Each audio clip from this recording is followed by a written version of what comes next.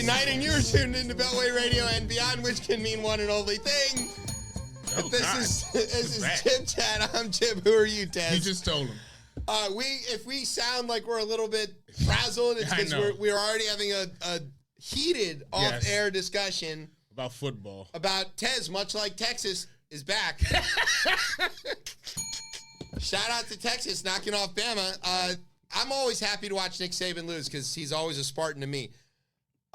Before we get too far into it, speaking of things in Michigan, I was conflicted about I was going to wear like one of my Chevy hats tonight in support of the workers, but I realized that might also look like I was supporting the company. So I'm not going to do that. Yeah, but I want to be clear that we stand with you, UAW. Tomorrow's the deadline. It does not look very good. Yeah, a few hours. It's going to happen. I hope nobody needs a car anytime soon. And don't give in. No. I like this rolling strike idea that they've got, though. That's wicked smart. And they're like, smart move. Yeah, they're like, they never know when we're going to hit. Look, hey. Like, well, they're going to know, but like, maybe just a day in advance. We're pro-proletariat.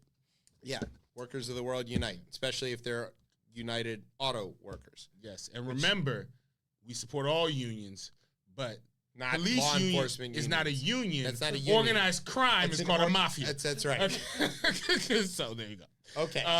You should have wear your O's. They're battling for the first I place am right now. Yeah, we're in first place, but we're fighting off the race right now. It's a tight game. I was listening on the way up. It's 4-game series. It does matter a lot. It's on Fox right now too. Yeah, and then tomorrow you missed the conversation earlier, but it's Adam Jones's retirement, so he's going to come back on his one-day contract and then retire as an Oriole. And it is not available for me to watch because it's a national game on fucking Apple.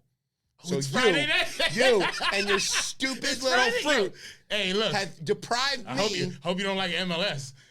I don't. Don't worry. Don't worry. I don't care about that. I watch real football. Hey, look. Yeah. Look.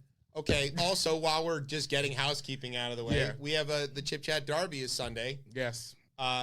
If we don't lose, I don't even know what the bet here is. If you don't beat us 3-0 or better, you have failed.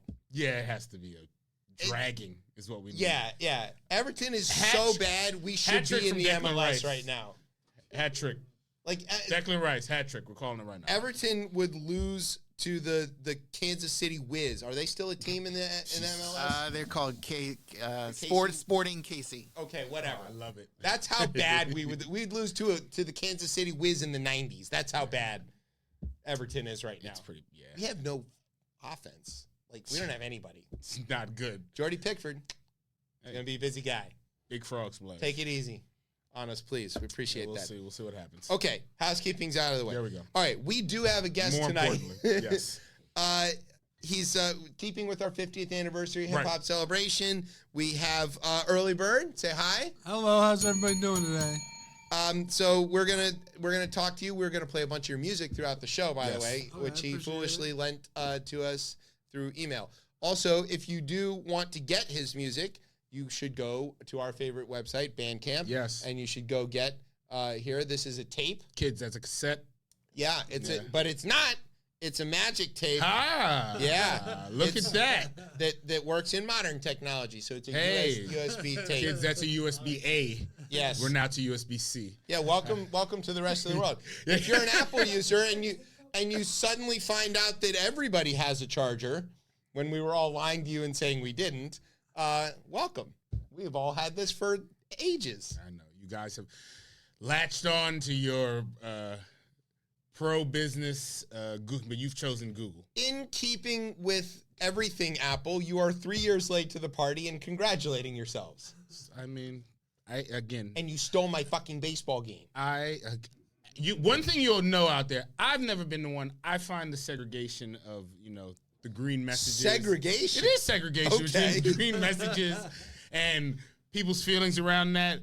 As an Apple user, I want people to use what they're happy with. I understand open systems, and I just sometimes it feels like people are on their big moral horse when you're choosing Google over Apple. It's neither one is good. Same thing. But okay, regardless, it's like a big people put the morality flag up there for Sergey and friggin' Larry Page. And I'm know- like, all right, well, we know- okay, cool. No, you know, this wasn't a morality issue. This is just a, like, we've already had this. Why are you so excited? That's not morality.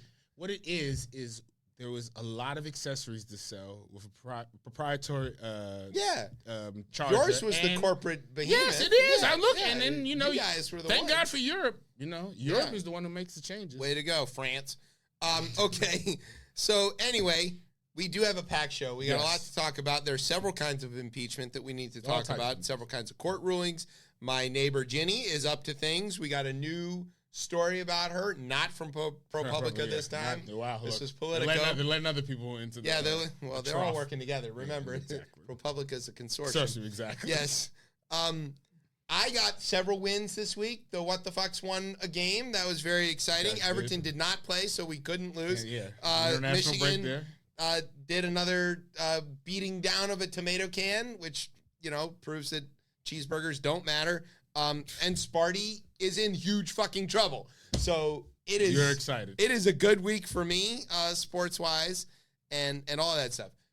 We're going to make Earley Bird play Florida or not. Oh, yes. And Great that's game. we've got a really good Florida or not this week. I have not read it. That's so you can play along. Yeah. I will try not to. All that is to say, do you have a word? I was thinking of a word on the way up here, and it was supposed to. God, I really wish I could remember what it was. Okay. I got it now. Stalling. Okay. All right. So I've got my word. I'm ready. Okay. So sit back, grab some Worms. It's victory time. You're listening to the best show, the only show, Chip Chat on Beltway Radio and beyond. Sweeps.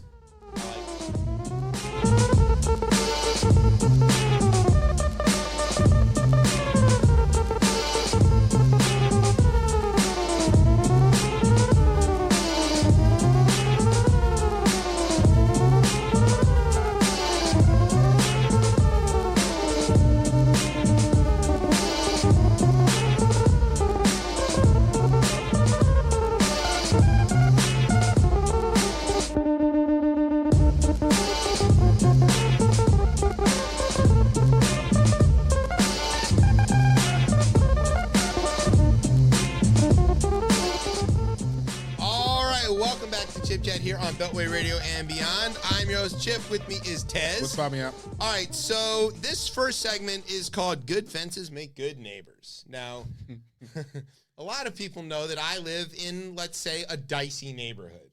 It's dicey. It's not safe where I live. Yeah. Mostly because it is also where Clarence Thomas and his wife Ginni live. Yes. And that's terrifying.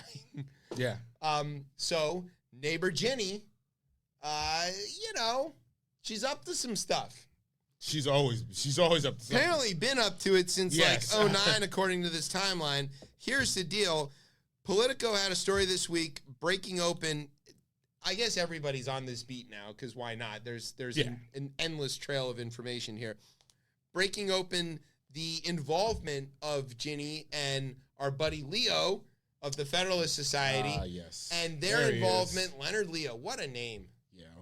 His parents were like out of ideas. I don't know, just call him Leo. Leo. Yeah. It's insane. They're like, Lenny, come here, come on.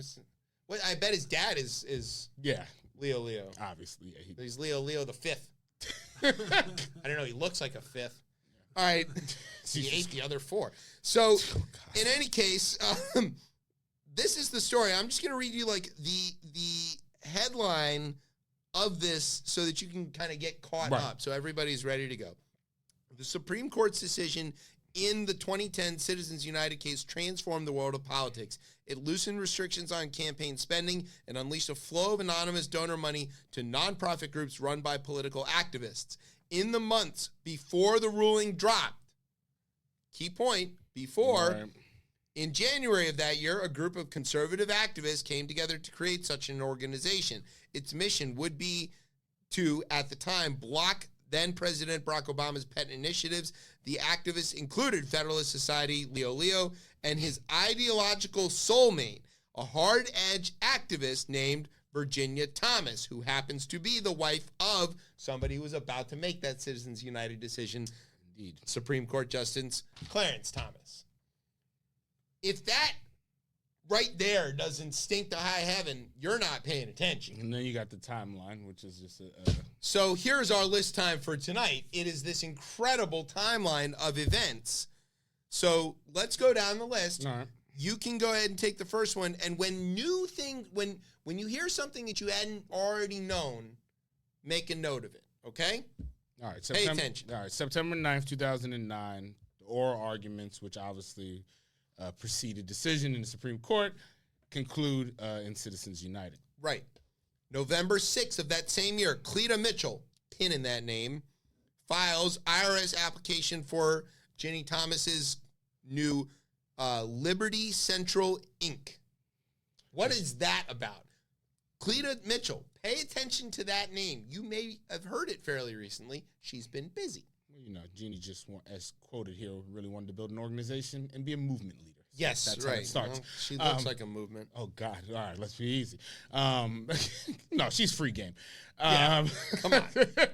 December 31st, 2009, Thomas signs paperwork, Ginni Thomas, to incorporate in Virginia, listing Leo Leonard, or Leo as we've determined him, as the director. Harlan Crow, bing, donates $500,000 in seed money. Seed money. That's how For the Crow. For the Of Crow, course, of course. yes, The seed money It's from a the Crow. little on the nose. In the following weeks. Yeah, by January 14th of the next year. So we're like a Yes. month. These are happening like at a month interval. Right. Thomas request to incorporate, her request to incorporate in Virginia was approved. A week later, Supreme Court hands down the Citizens United decision with Justice Clarence Thomas, her husband, objecting to one of the provisions in it about disclosure rules. He wrote that whole piece. I wonder why. Well, he knew it was up. Well, remember, they apparently don't talk about work at home. Yeah, okay. Hey, honey, where'd you get that $500,000? Oh, you know, your buddy Harlan. You mean the guy who sent us on that vacation and paid for our kids to go to the... Yeah, him. Well, he gave me $500,000. To do what? Don't worry about it. I don't want to talk work with you. He's buying Nana's house. Right. That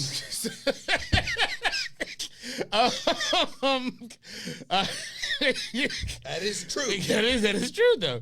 February 18, 2010, Thomas says she's been, quote, called to the front lines, end quote, during CPAC conference. Crow holds an event in Dallas in the following weeks. Yes. Yeah. What does she mean called to the front lines?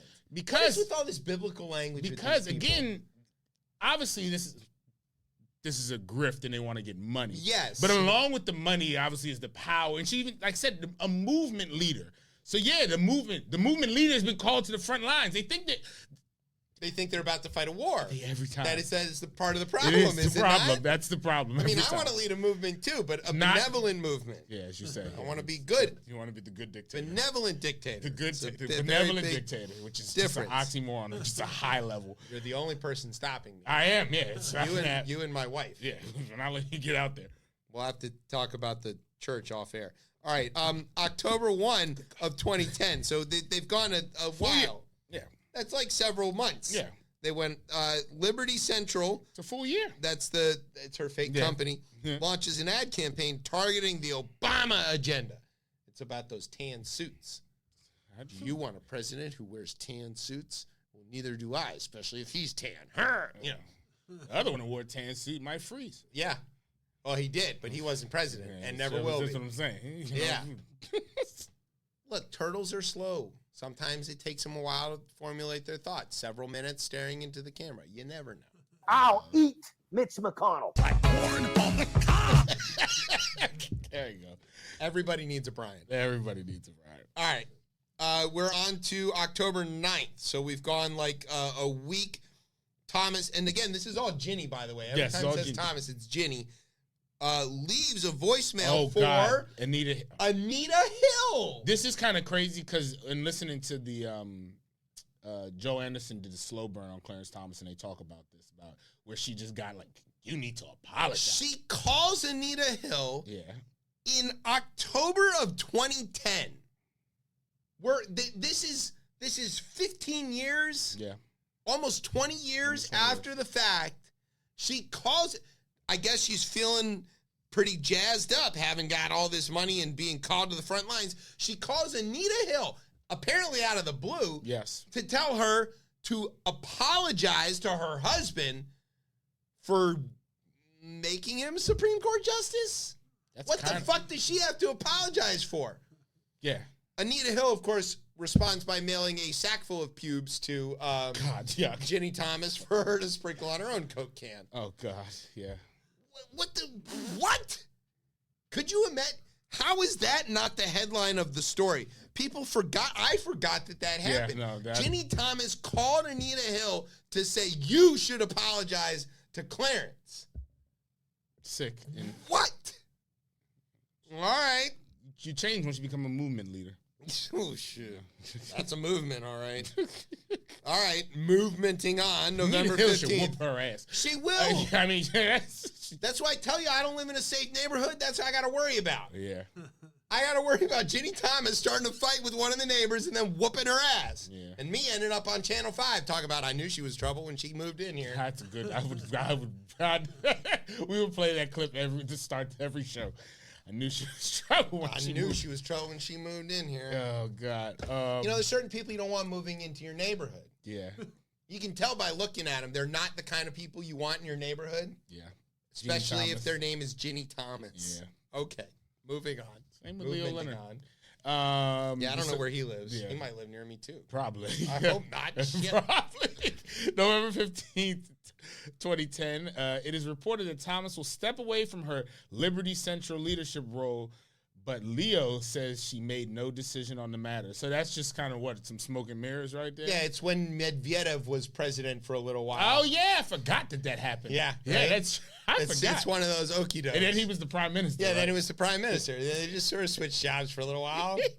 Like, what are you talking about? Like when Pat Riley was the GM and not the head coach, and then they just, all right. And then by 2011, we've skipped ahead now. So we're basically 2 years from Citizens United. Judicial Education Project, at Leo's direction, reportedly pays Ginni Thomas $100,000 for a year's worth of work. And then the Judicial Education Project, which is called JEP, it was JEP. Yeah, it was reinstated retroactively in paperwork back to the 2010. It's a little on close. No, I don't like that one too much. I don't like that one. Okay, so JEP reports it's received more than $50,000 in 2011, but Wellspring reports paying it $136,000. Where did the rest of the money go, Leo? Ginni. Ginni. I know where. They built this retaining wall. This is just in 2012 at this point. This is right around the time that I moved into that neighborhood. There you go. Right. I made a mistake. JEP begins following amicus briefs, which a friend of the court. Correct. In numerous cases before the court, including Obamacare, voting rights, and affirmative action. Oh, again. And they're being funded by Harlan Crow, Leonard Leo, and Ginni Thomas, who, of course, now having business in front of the court with her organization in front of the court that her husband sits on. They don't talk about work at home. They just do it at the Supreme Court. These are like auxiliary federalist societies. It's exactly what this is. That they just well, that's why Citizens United has to be what it is, right? Because Federalist has to report based on how they're incorporated and organized under tax code. Yeah. But if JEP exists and does whatever they want with all the money, they don't have to say where they get the money from or what they're doing with it. They can just do it. Because money is speech and corporations are people, and Mitt Romney's retiring, thank God. That's where we are in this world. Guess what, though? Here's that name again. JEP reports receiving $1.5 million in anonymous money. That's pretty good. And then Cleta Mitchell leads, quote, the charge to stoke claims that the IRS is targeting conservative nonprofits. We've talked on this show several times about how the right wing and Fox News can make up things to be afraid of that are not happening. Yeah. Like late-term abortions are not happening. Paw Patrol not being canceled. No. All of these things, are, like the trans agenda, are not happening. Yeah. However, this one is a really good one because it gets all the way to Congress, and they end up passing laws to punish the IRS for this thing that did not happen. And it is because of this $1.5 million that got funneled through Ginni Thomas's pockets to Cleta Mitchell, who is currently one of the people who is indicted in Fulton County. Yes. That's why you should remember that name. She is one of the people who is indicted in the case of faking the electors in Georgia. She's still there. The IRS move is insidious because you do this and then you weaken the IRS. That's the whole So point. that That's what they've always it's wanted. just like, it's like, hey, And you're then they targeting. go, why is the government broke? Right. So we haven't collected any money. Why haven't we collected money? We don't have enough people working the IRS. Defund the IRS. Yes. They're all after me. They're not after anybody. Didn't we just tell you that? Quiet. That 10-hour call time. What did it go down? Went down to like something insane.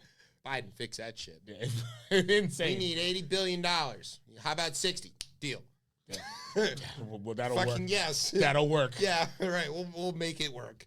All right, go ahead. Here, what All do we right, get and to then 2012? 2012 through to 21. Jet becomes a major force in Leo's empire of nonprofits. God gracious, funded by anonymous donors. And in 2014, former Justice Thomas law clerk Carrie Severino becomes the highest paid director. Of course, that's what you'd flip a law clerk for Justice Thomas for. You flip him a lot of money. You may remember the painting at Harlan Crow's house of all of the douchebags together around the fire or whatever on the porch. It's like them dogs playing poker. It is a little bit, except notably Leonard Leo is there wearing Tevas. What? Now, I am a fan of the Tevas. I love my Tevas. Yeah, but I do not wear them like where I might have my picture taken. Yeah, like, I make a point not to wear them here. I actually put on proper shoes to come here because I know that, I'm going to get judged if I'm wearing Jesus sandals in front of everybody. So, but like that painting that is at Harlan Crow's house that we learned of from the ProPublica story has Leonard Leo sitting there smoking a cigar, wearing his polo shirt, gym shorts, and Tevas. That's rich.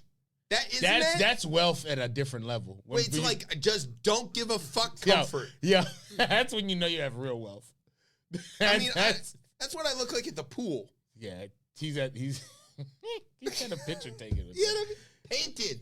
They're paying. So you got a picture. Oil painting. Let me be specific. That is commissioned for like $500,000.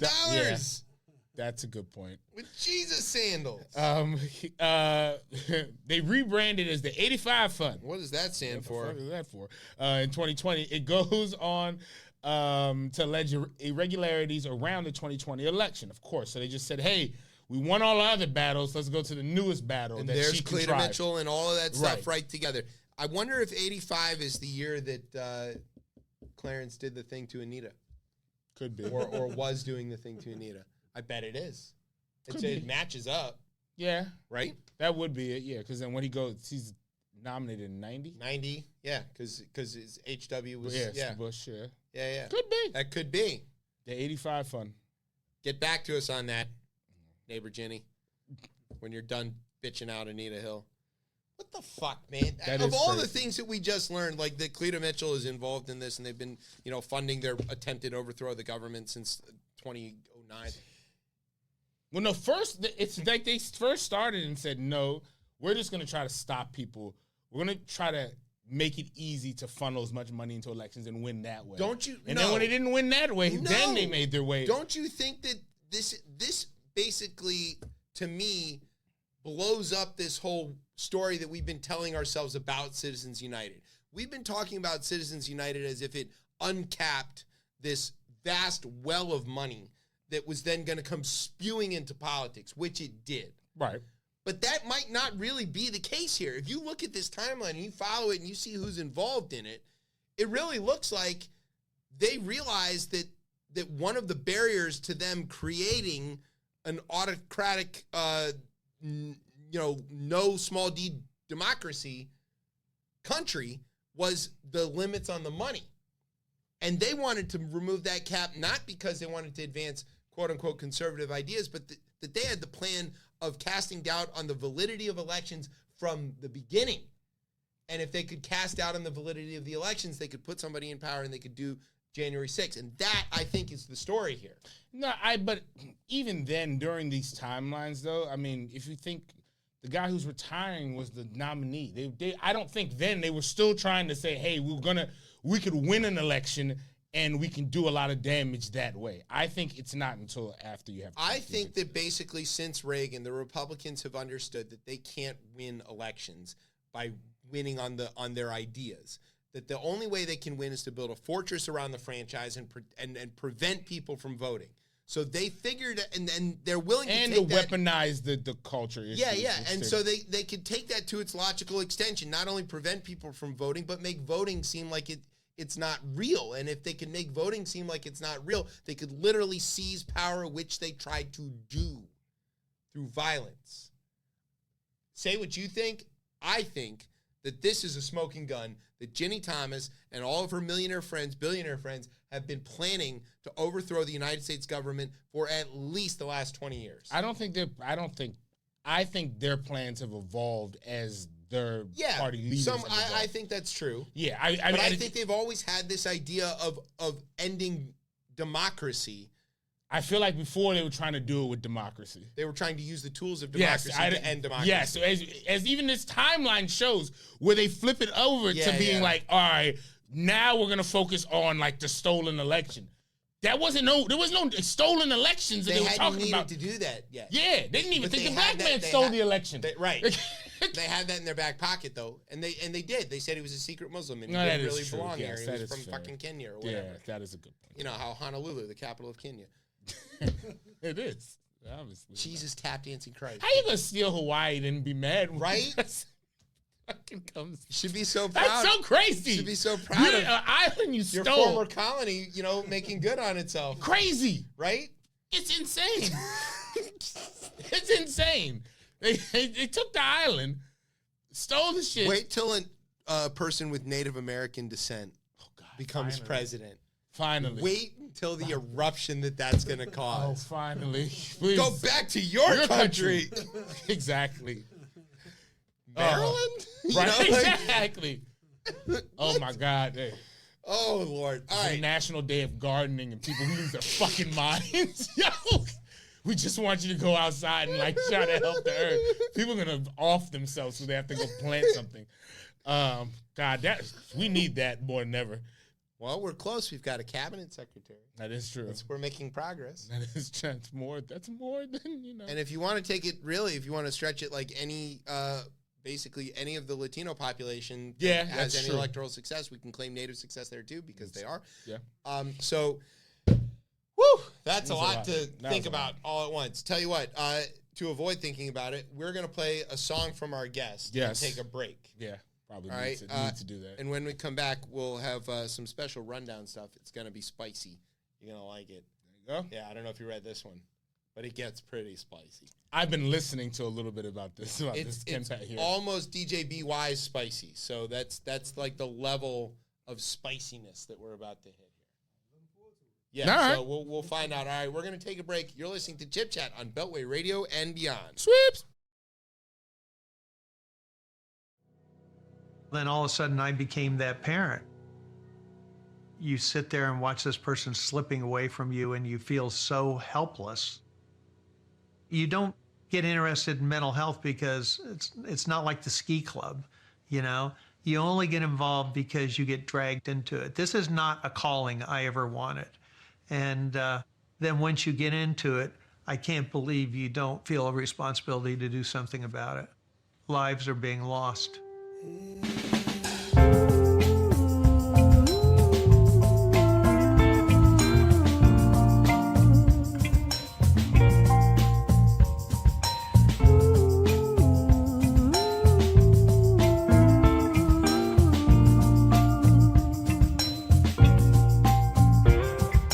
I've been in the back of a squad car, handcuffs digging in my wrist not far from feeling suicidal. My life up and down like a seesaw. Late at night, I ask God for a response, but it's like a dropped call or one placed on hold. My heart pumps cold, blood bold, so much turmoil. I wanna curl up into a ball like fuck the world and write it all off. Then I zone out. Alcohol numbs my spirit, tired as a weary soul. Hoping that water is what my theories hold. I need miracles, not the closed ears of conspiracies. I'm looking in the mirrors beyond appearances, and this is what I see.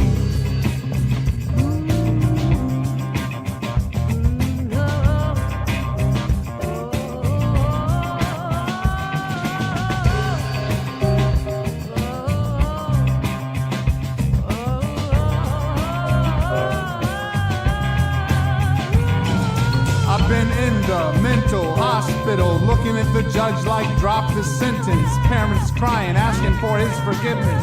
Face the verdict now, I've been convicted. I've been in the back of a paddy wagon, dragged out of my home, kicking and screaming by policemen taken against my will. Been fragile, doctors prescribed pills. Been in the mental hospital, talking to other patients about life issues. Met schizophrenics in drug clinics, abusers who misuse suicide girls. I fight demons, trying to stay out of trouble. 9 to 5 stressful, but that's survival, a piece of the puzzle. They tell me I'm crazy. Maybe I'm crazy, maybe I'm crazy, maybe it's taken out of context. We're all complex, strange days lately, I confess. I can't maintain or communicate the pain that I try to explain. Nobody understands, so I talk to the planet. My theories are abstract, watching TV and I start hearing voices, America, telling me it's all about the money, but it sounds funny, cause I know I got choices. I've been in the mental hospital, I've been in the mental hospital, I've been in the mental hospital. And if I'm crazy, that's how the world made me. I've been in the mental hospital. I've been in the mental hospital. Been in the mental hospital. And if I'm crazy, that's how the world made me. And if I'm crazy, that's how the world made me. And if I'm crazy, that's how the world made me. And if I'm crazy, that's how the world made me. And if I'm crazy, that's how the world made me.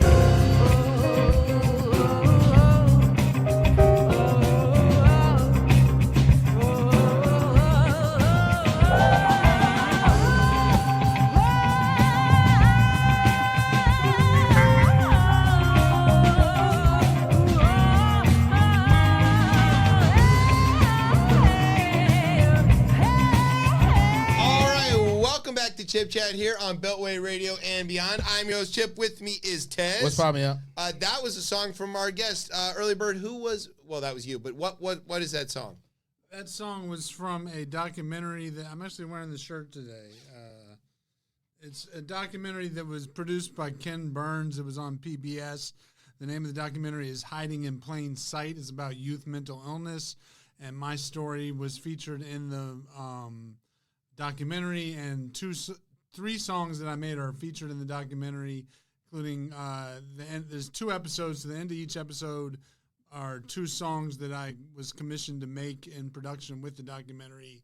So we had a live band. We went up to Brooklyn, New York, and the lyrics are from a song I wrote in 2007. And it's about my experience in the criminal justice system and living with serious mental illness.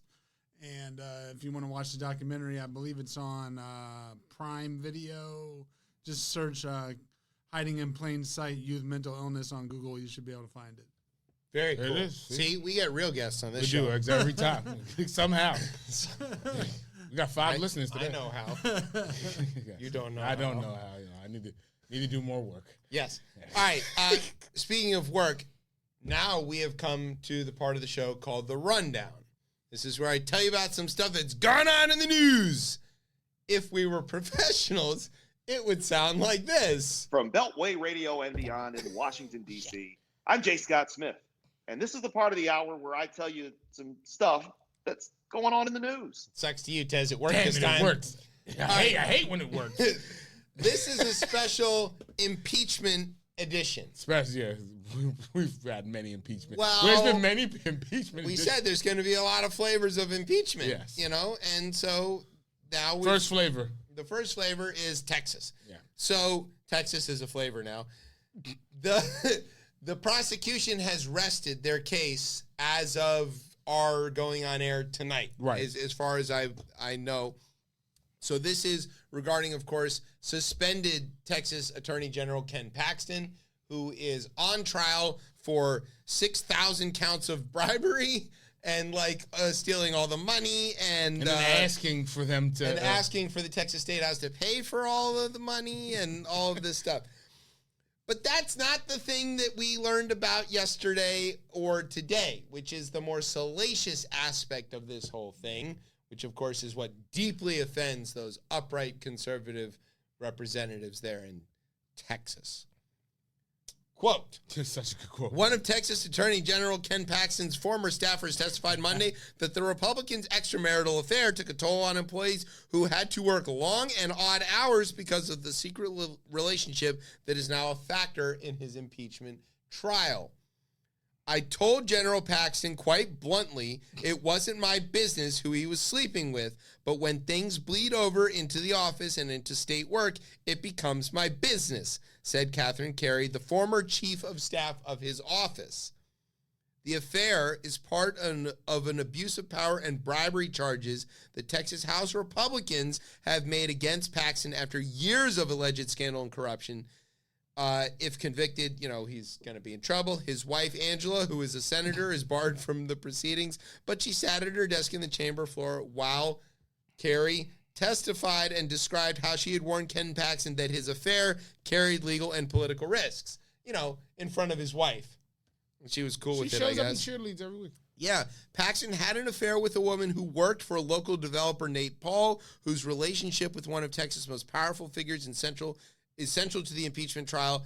Through 5 days of testimony, 5 of Paxton's former aides have testified how Paxton allegedly pressured them in various ways to help Nate Paul, who is under FBI investigation and once gave Paxton a $25,000 contribution.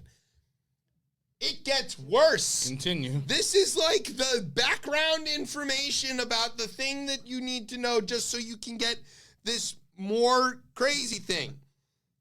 Tony Busby, Paxton's attorney, offered an excellent defense, challenging Carey on cross-examination about the importance of the affair and the importance it should have on an impeachment trial. Do you want to get that quote?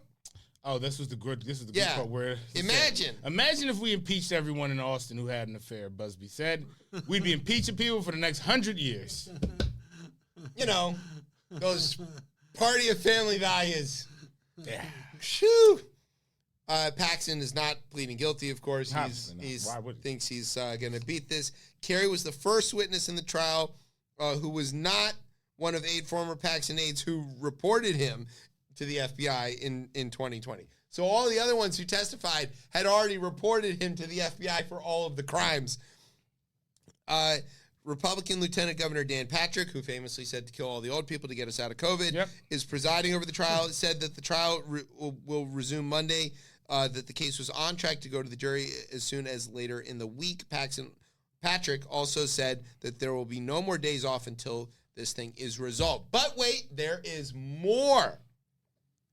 Texas Attorney General Ken Paxton coordinated through encrypted communications with a lawyer that he hired to investigate law enforcement officials, back to blue, probing one of the Republicans' wealthy donors. The lawyer testified at the impeachment trial.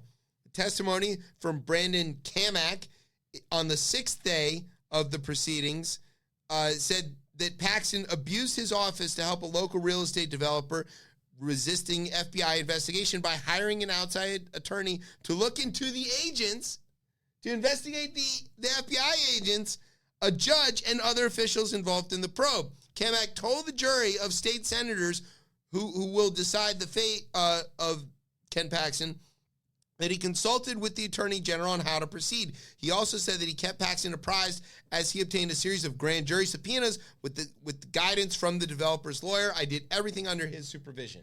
Oh, there's that. That is a smoking gun if I've ever heard it. It goes on to say that he basically says, this guy told me to investigate all these people, and I did it. Yeah. And here's all the text messages to show it. It didn't get better, though. There's even more. A woman who Texas Attorney General Ken Paxton's staff said he carried on an extramarital affair with is expected to testify on Wednesday. That was yesterday. She did, in fact. A bipartisan group of lawmakers prosecuting Paxton's impeachment called the woman, Laura Olson, on Wednesday morning, but Lieutenant Governor Dan Patrick, who was acting as the judge in the trial, said that she cannot testify until the afternoon because they had too much going on. Yeah, it's okay. She did testify. She said that, they were doing it. We have a graphic. I don't know if Bryan can put it up, of an insane, love. That's like love, quid pro, I don't know. pro quo. Hexagon, trapezoid. So I want you to look, in the middle is Olson, right? What's her name? Lauren Olson? Yep. Okay. You know, if I was going to commit massive fraud and bribery and cheat on my wife, I'd probably shoot a little higher than a 4, but hey, whatever you're into, man. Whoa. That's what you're going for. Whoa. Well, I mean, look at him. He's kind of old. He's probably not getting along. What the fuck, y'all? God! So notice there that below Ken Paxton, who's in the middle with all of the arrows, is his wife, who by the blue arrows is either dating / married to. Yeah. Which is interesting that that's the same color chosen for the other arrows. It's going both ways. Yep. And then there's also, she's a juror in the trial. Look at that. Yeah. There's another juror in the trial who's Senator Donna Campbell, who is also somehow connected to Laura Olson because she's her boss. Oh. Yeah, no problem there. This is all going great. You know who else is her boss? Nate Paul, the guy who was bribing Ken Paxton, that you see with the red arrow. And then there's also the fact that Laura Olson is married to this other guy who, not super relevant. But look down in the right-hand corner of this. Yeah. What is that weird pink arrow going to? That's Monica Lewinsky. It is, and not a great picture of her, because that's the one from the 90s that they used to slander her all the time. That was the same but what does it say that pink arrow signifies? Following on Twitter? Is that what it is? The relevant information you might want to know. Hey. That Laura Olson follows Monica on Twitter. I mean, it's fitting for this case. Is it? I mean... Kind of. Is it stupidly irrelevant, or is it very damning? Well, we'll see. We'll see if it's brought to the floor.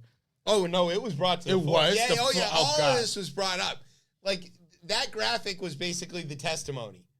They brought up the following. They brought up everything. Okay. It's Texas. It is Texas. They're just doing Texas, but in full view of everybody because it's on film and TV or whatever. Yeah, digital film. I don't know what the kids are using these days. The Access Channel, Austin Access. Yeah, it's on public. Yeah, exactly. People have public access anymore? I think so. I don't know. So what... Now it's going to be time for the defense next week on Monday, I guess. Yeah. I don't know what they're going to offer as a defense. We'd be, what's the name? If it was about affairs, again, you know who we'd be. I mean, we'd be here for 100 years. Everybody's doing this. It's fine because you're all doing... I really want to see them, call out all of the other extramarital affairs that they know it's a lineup of... Yeah. You'd be like, we'd like to call as our first witness Senator so-and-so's girlfriend, Representative so-and-so's girlfriend, and be like, all right, guys, since you brought it up, you made my girlfriend come out here. You want you want the whole chamber to fail? Yeah, basically, that'd be great. Stop. Yeah, I mean, the only thing that could make lives better for the people of Texas is if we stop Texas from Texasing. Yeah. Yeah, if we can stop Texas from Texasing. Everybody goes to Texas. They're all going to be safe. Yes. Well. Yeah. You want to own slaves? Go to Texas. Yeah. You want to put buzzsaws in the Rio Grande? Go to Texas. Yeah. You want to whip some Haitians from a horse?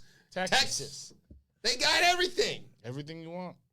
Also barbecue. But it's not real barbecue. I mean, it's like smoked sausage. I give it, that's fine. Beef ribs, they're good, but they're not ribs. If you have to put a word in front of ribs, they're not ribs. I'm not anti-beef ribs. Yeah, I was going to say. Beef ribs is delicious. No, they are delicious. Yeah. I'm just saying that, when you say, I'll have the ribs, you're not expecting that. People believe in different stories. Yeah, nobody in Texas believes in those stories. I know. That's just what they had walking around. Yeah, they got all these exact cows cows walking around. everywhere. And they're like, well, we wish we had some delicious piggies walking around. And like, well, we ain't got that. So I guess we're just going to have to try to barbecue this big old thing. Cut it down, Tex. They're big rib. Yeah. We can't dig a pit big enough to put this in. What are we going to do? You know? So, yeah, cook it outside. If it was barbecue, it wouldn't have to have the word Texas in front of it. Nobody in Carolina goes, yeah, we're going to have some Carolina barbecue. They just say, would you like some barbecue? And the coleslaw is implied. Like that is how barbecue works. The rest of the country is wrong. Soapbox moment. Get gone to Texas. That's right, Davey. You all can go to hell. I'm going to Texas, I believe is the quote. That is the quote. All right, we're going to take a break. When we come back, we're going to talk to our guest. Yes. But we're going to play one more of his songs before we do that because it's going to be cool and we're going to learn things. The best part of the show starts now. Yeah, it's about to be good. Finally. You're listening to Chip Chat on Beltway Radio and beyond. Don't leave me hanging. I'm still waiting. Give me patience. I'm still waiting. I've been abandoned. Don't leave me hanging. The world keeps changing. So give me patience.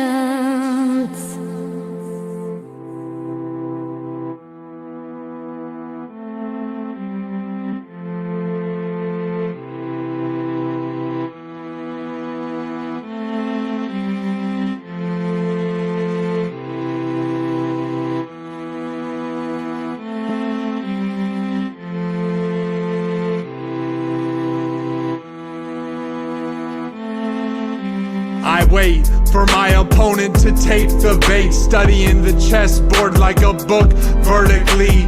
I move my rook straight, then I concentrate about 8 moves away from announcing checkmate. Big fish on the hook and he just got 8. He didn't get to slide straight into home base or hear the umpire proclaim safe. Instead I tagged him with the ball before he could reach the plate. Now I'm looking at the rival crowd as they hate. Okay, I'm patient with the way I play the game. When I'm at bat, I prove to the doubters that I'm great. Make a move to counteract whenever competition hesitates. I'm patient while quick-tempered fools display folly. The flag it waved even as cannonballs were volleyed. Discord, a patient man always allays. So I'm patient with my words when I'm writing a phrase. Don't leave me hanging. I'm still waiting. Give me patience. I'm still waiting. I've been abandoned. Don't leave me hanging. The world keeps changing. So give me patience. Don't leave me hanging. I'm still waiting. Give me patience. I'm still waiting. I'm only human.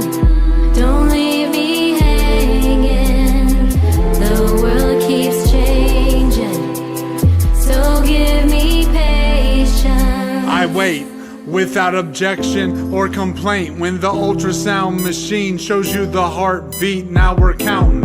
Fingers on hands and toes on feet. 9 months to the date, the mission is complete. Take a breath.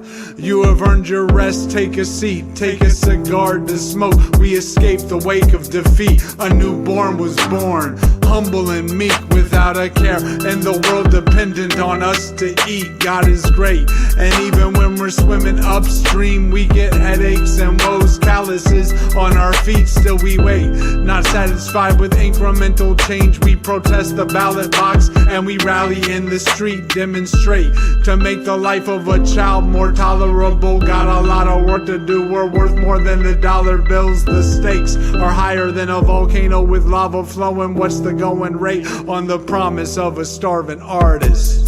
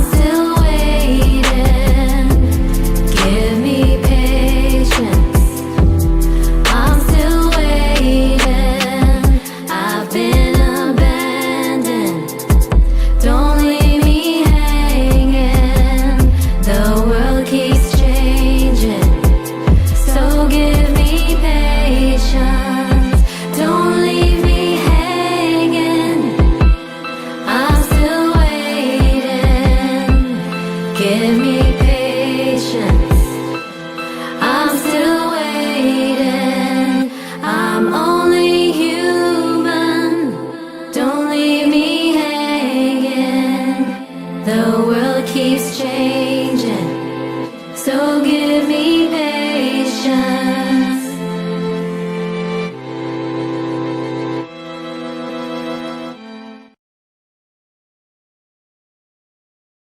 Beyond, I'm your host, Chip. With me is Tez. What's poppin' out? That was a track from our guest, Earley Bird. Yes. Earley Bird is an artist and MC based in Northern Virginia in the D.C. area, where he makes music and speaks about important issues like race, privilege, and mental health. A social worker and artist by training, he brings his level of expertise and empathy to his music in ways that seek to connect with the listeners in a deeper way. And now he joins us here. Earley Bird, welcome to Chip Chat.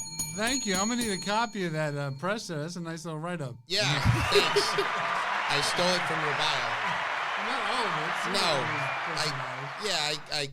I lifted key phrases. Okay. Let's just say. Chat GPT. I did not. You know, it's funny you mentioned that. I know, I saw the text. Because somebody accused me of using that. They did? Yeah, I wrote a recommendation about an interview candidate that we had at my actual job. Yeah. I was like, this guy's really good. I think we should hire him. And I told my coworkers, I was like, I'm going to use my NPR voice when I write this, and we'll get him hired. Yeah. And I wrote this thing, and they read it, and they're like, did you use ChatGPT? I was like, damn, we're already there. No, I know I don't talk like that, but Is that a compliment, I guess? Yeah, I guess so. I don't know. I mean, I do listen to public radio 27 hours a day, so like I can write like that. You know, I do think like that. I just don't always talk like that. Okay. And so they were like, "Did you cheat?" And I was like, "No, I'm actually smarter than I look." Sorry, you're mad at me. ChatGPT Tez over here. Yeah, there it is. Even I don't use that. I've never used it. But that's your Twitter handle. Yeah, that's pretty good. Okay. Anyway, back on track. Earley Bird, welcome to the show. Thank you. Thank you for having me. That last song, that was Patience. Yes. What's the deal with that song? It's from an album I did, which was a concept album, and the concept had to do with the book Dante's Inferno. So it's 17 tracks, 3 of them being interludes, which feature Big Rube from the Dungeon Family, and he sort of plays a narrator. And the other 14 tracks, 7 of them have DJ Rags, 7 of them have Maria, who sung the hook on that song. And the 7 songs with DJ Rags are Dante Going Through Hell. I play Dante. DJ Rags plays, I'm blanking on his name right now, but the guide of Dante. I should know this, but I'm blanking on it. And then... Is it Cicero? Maybe? No, if I heard it, I'd remember it, but I made that album a couple of years ago. I'm blanking on it. And then Maria plays Beatrice, who is the guide when Dante goes to purgatory, and... they don't call it heaven. They call it, I'm blanking on it, but there's another word they use. When he climbs the other way. Yeah, when he climbs the other way. So I have 7 Deadly Sins, or the 7 songs with DJ Rags, and then 7 Heavenly Virtues are the songs with Maria, and Maria plays Beatrice, who was Dante's, like, unrequited love, basically, in the book. And so it takes you for a journey through hell, through purgatory, through heaven, and patience is one of the 7 heavenly virtues in the book that I use for the album. There you go. See? Much smarter than Very me. thought out. Yeah. So I did look into a little bit of your history. It says here that you've been writing rap since you were 7. Yes. Do you remember any of your early, stuff? God. I don't remember any of the actual lyrics, but I do remember my first rap had to do about Coke versus Pepsi. That's good. Important. It's an important topic. Important topic. Cola Wars, baby. And I was like, Coke is better than Pepsi. It was like a diss song. I was going to say, which way did I'm you on come the down? Coke side, Yeah. so I had to diss Pepsi, you know? Is there anybody who chooses Pepsi? I don't know. In this area, some people choose Pepsi. It's like in North Carolina, that's where the divide line is. I think probably around. Because that's where Pepsi comes from, North Carolina. Yeah. But like, I'm a Coke, not Pepsi. I'm not a cola person, but like, if I was to choose, I have to choose Coke. Yeah. And I want the Mexican Coke too. Yeah. Oh yeah. Much That's better. the one as well. Passover Coke. Passover Coke is what you call it. Yeah. Yeah, Passover Coke. Because for a long time, the rule was we couldn't have corn syrup. Yeah. Oh. Right. So during Passover, Coke would make Coke with real sugar, and it has a yellow cap. Oh, God. So if you ever see, in that, I did not know that. If you ever see the Coke in the 2 liters with the yellow cap, buy as much of it as you can. But I didn't know that. Did not know that. Did they have cane sugar in that? Yeah, it's real sugar. Wow. Yeah, and Interesting. so to make it kosher I for thought the Passover, Mexico was they would, the only ones that did that. But yeah, so that's how you can get it here. You don't have to pay for that weird glass bottle. that was delicious anyways. Yeah, that makes it better. It though. makes it a lot It's only better. 7 ounces. It is, but it's delicious. It's delicious. Oh. Yeah. All right. So Cola Wars aside, I've been listening to your music all week. The beats on your stuff, they are fantastic. Are you making those? Are you working with some folks to produce them? And where are you making those? On the tape I gave you, I probably did about 95% of the beats on Wow. that. So I do work with other producers, but I primarily do my own beats. So Is there anybody else that you want to shout out for helping you with some of your other projects and I stuff? just did a remix album with Chrome. I don't know if you've heard of Chrome. He did some work with Impulse, who's been up here. Sure. But he remixed one of my newer albums, and it's been getting some traction online. So I really appreciate getting some views because he has a bigger following than I do. So shout out Chrome. He did a great job remixing. I think he did 12 of my songs on a remix project. So you basically wrote every aspect of this record. Yes. You produced all it. the thing Maria was singing, I wrote all those. All of that. It's funny. I send her like a draft of what the song's supposed to sound like, and I cannot sing to save my life. If I could sing, I probably wouldn't be a rapper. Right. But I can't sing to save my life, so I send her these horrible, like, auto-tuned versions of me. Imagine me singing that last song you heard. It's a reference track. Yeah, and she weaves them into gold. She just takes them, transforms them, makes them sound great. She's a magician. So, yes. Do you find, like, what's the creative process look like for, like, creating and making the beats and then, like, along with the rhymes? Like, do you find, like, is it, like, fluid to the point where, like, sometimes you're, like, the beat is done first or the rhyme? Or is it a combination of how does that go? It's usually the beat done first. Okay. Otherwise, you might not have the right syllables or the right flow or the right cadence. So I usually try to make the beat first. But I have had instances where I've been in, like, shopping and I'll get a lyric and I'll write it down when I get home and then I'll have to craft it to fit a beat or something. So, but it's usually the beat done first. Got it. You ask this a lot. Yeah, I think people are interested usually in, like, what the I still don't process think is. there's a right answer, though. Oh, no, there's definitely not a right answer. It's just I'm always interested in, like, the guest and I don't think we should probably go back and count up how many people get the music first and the lyrics second, or the music or the lyrics. And don't first both and the at the music same second. time. Wow, there it is. Right. Well, Brain. I mean, sometimes that is what. I mean, especially with people who are playing instruments, and writing songs out of a jam session. Yeah, right. It's often happening kind of at the same time. But like, I want to go back and count. I'm gonna go try to go back and count and see how many people are music first, lyrics second, or lyrics first, music second. And then just I might as well, since we're down this train, I follow my other question I always ask. Where do you find you create the best? Like, and I guess this is more around probably the rhymes, because I would assume the beats are usually made in this the same location, right? Yeah, in the same location. But like for the rhymes, is there like a place like the park bench? Is it in your like a room in your house? Is there a place where where you sit down, you're like, nah, this gets the best out of me? It can come anywhere, really. Okay. Sometimes when you're driving the car, you'll think thoughts and you'll have to remember them. So I'm normally doing majority of my writing at home, but I've been doing this for so long that it doesn't take me. I don't have a long process. It doesn't take me like weeks and weeks to make a song. I can knock out a song relatively quick. Got it. So do you just carry a notebook around with you, or do you just like type it in your phone, or what do you do when inspiration hits? I still do handwritten. I don't do that much on my phone. So, but usually the things that come to me when I'm driving are like choruses or like refrains will come to me. And then the actual like 16 bars, I'll sit down and write that. I like to have concepts to a lot of my songs, so I'll write them when I have the beat fleshed out. And if I'm doing a concept album, the lyrics will have to do with what the concept album's about. Sure. I mean, that makes sense. Speaking of, what your lyrics deal with, your music deals a lot with a lot of issues that you kind of don't hear a lot about in hip-hop, including mental illness and mental health, gender issues.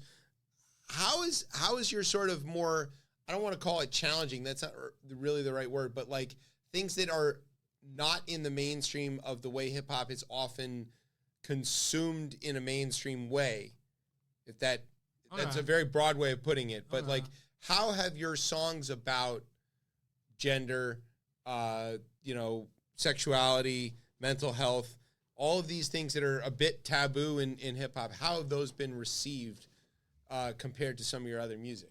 I always have a lot of people who come up to me and they say this phrase. I don't like this phrase, but they say it to me. They say, I usually don't like hip hop, but I like your hip hop.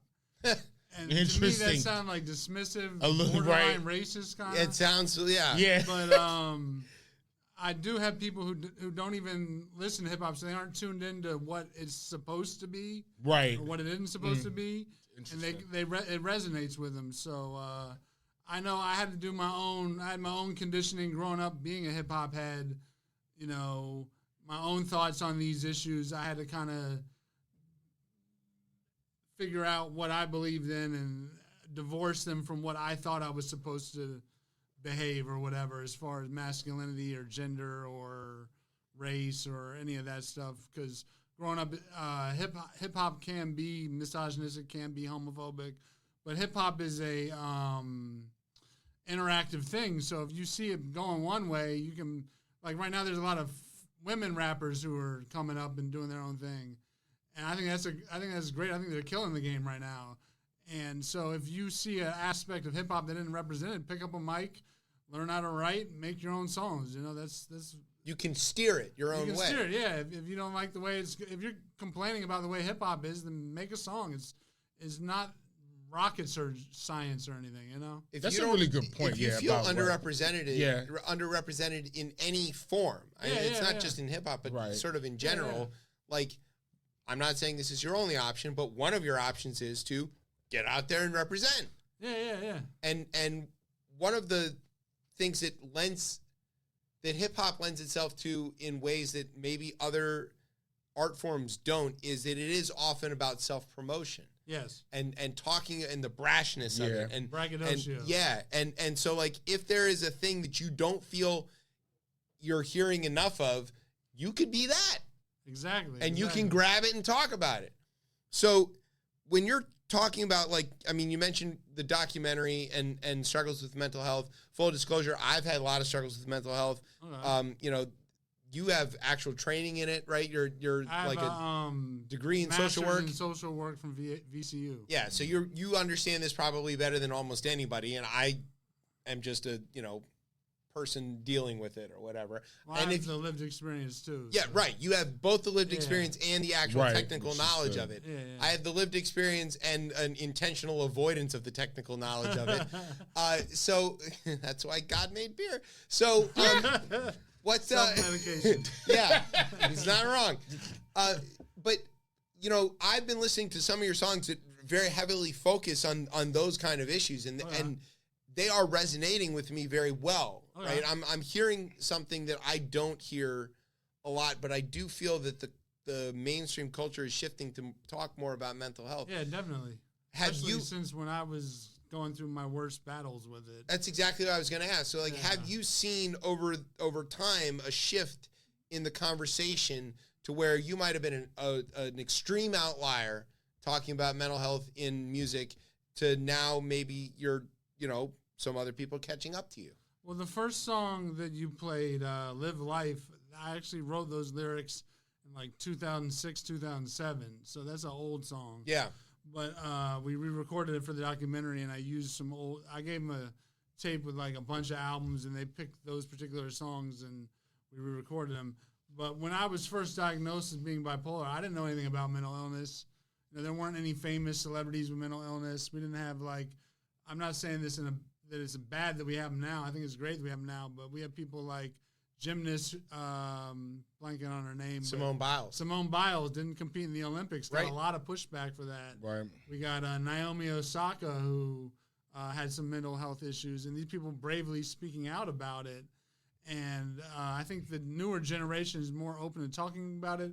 I also think a bad part is sometimes I was talking to a friend about this the other day. Sometimes people talk about mental health a little too much, where they're coding behavior in like therapy terms, and it's not necessarily the best behavior. Like the example I used when Jonah Hill was being controlling of his girlfriend, and he was using like therapy talk to kind of justify his behavior. Yeah. So, but we are seeing this therapy talk enter the mainstream, and I think that we do have instances like Jonah Hill that you want to steer away from, but I think it's good that more people are talking about going to therapy and normalizing it, and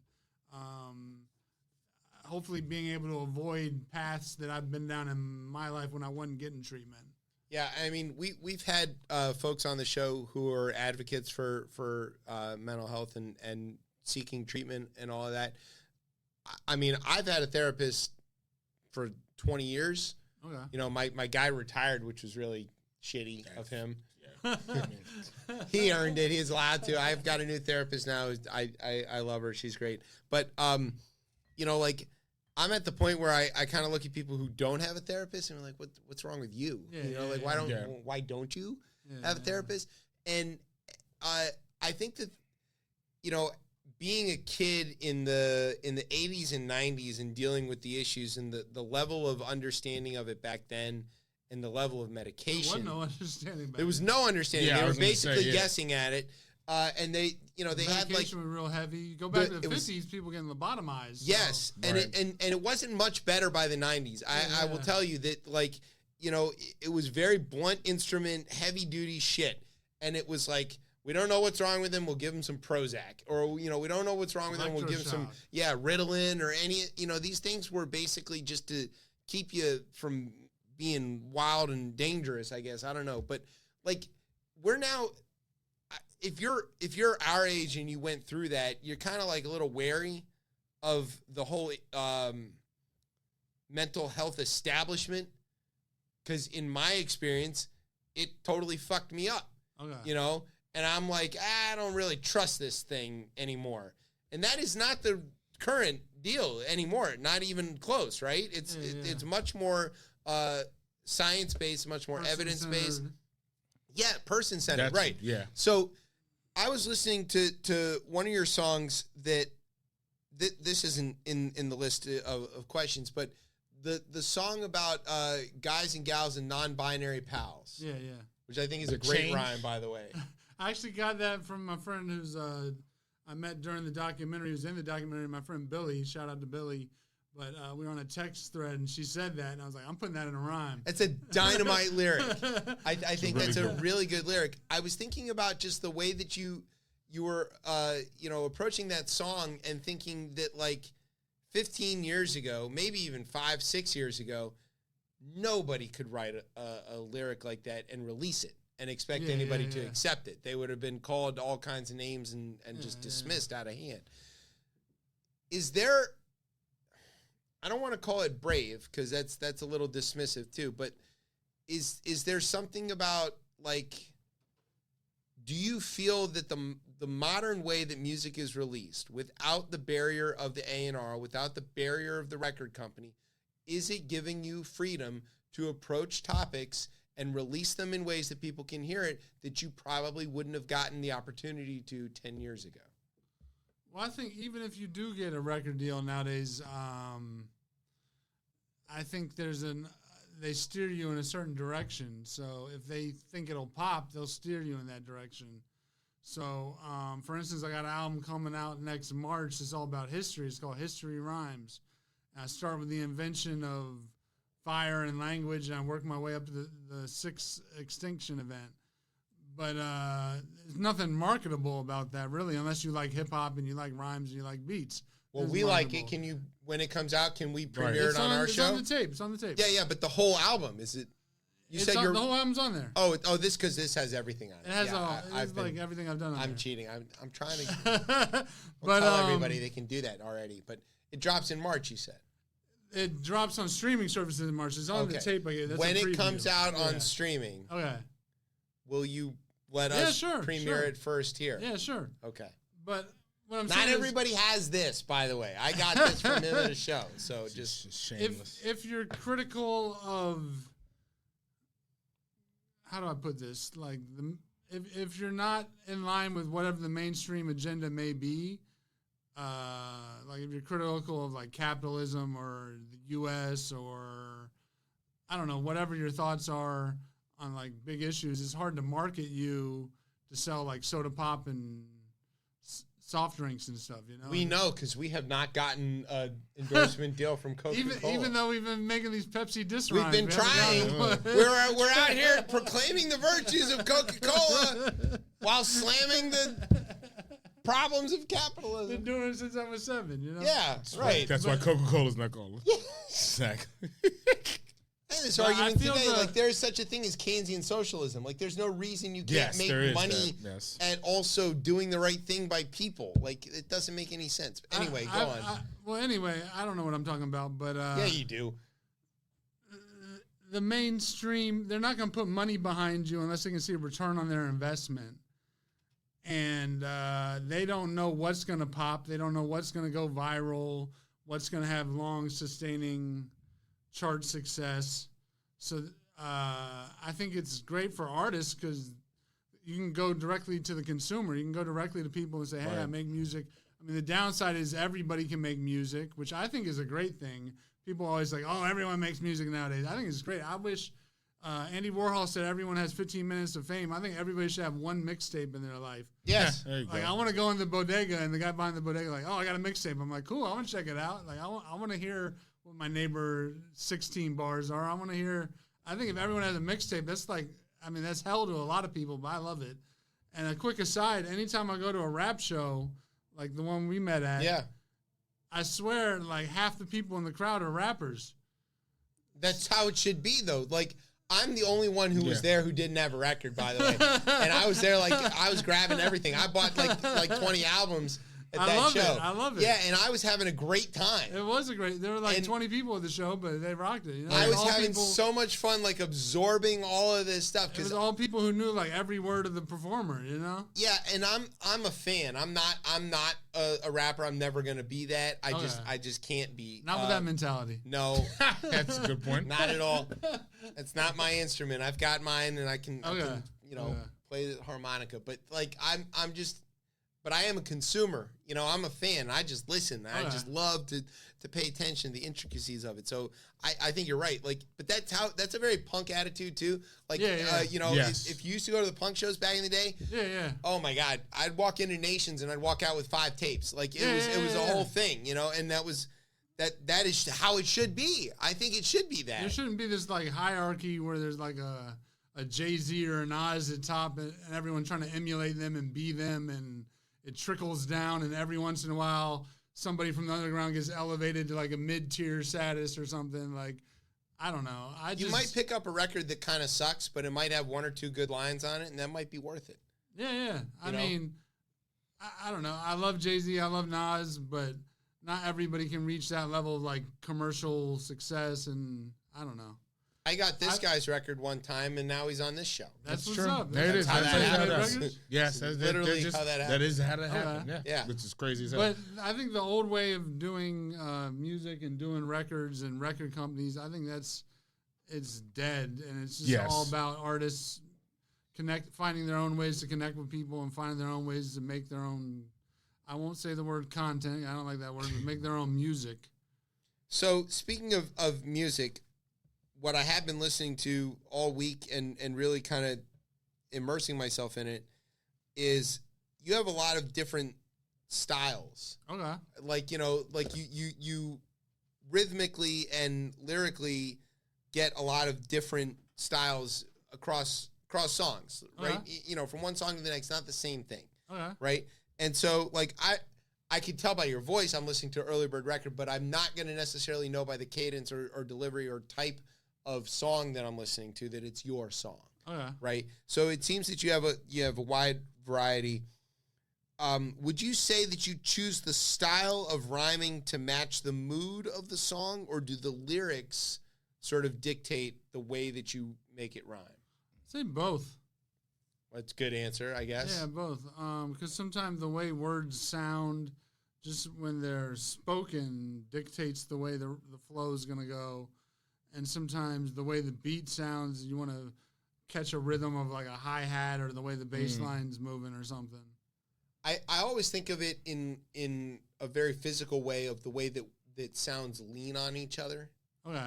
And leaning a rhyme, Like your voice is an instrument. Yeah, and you can lean on certain vowel sounds or certain consonant sounds to make things rhyme that don't rhyme. Yeah. And then you can also do that with patterns. Yeah.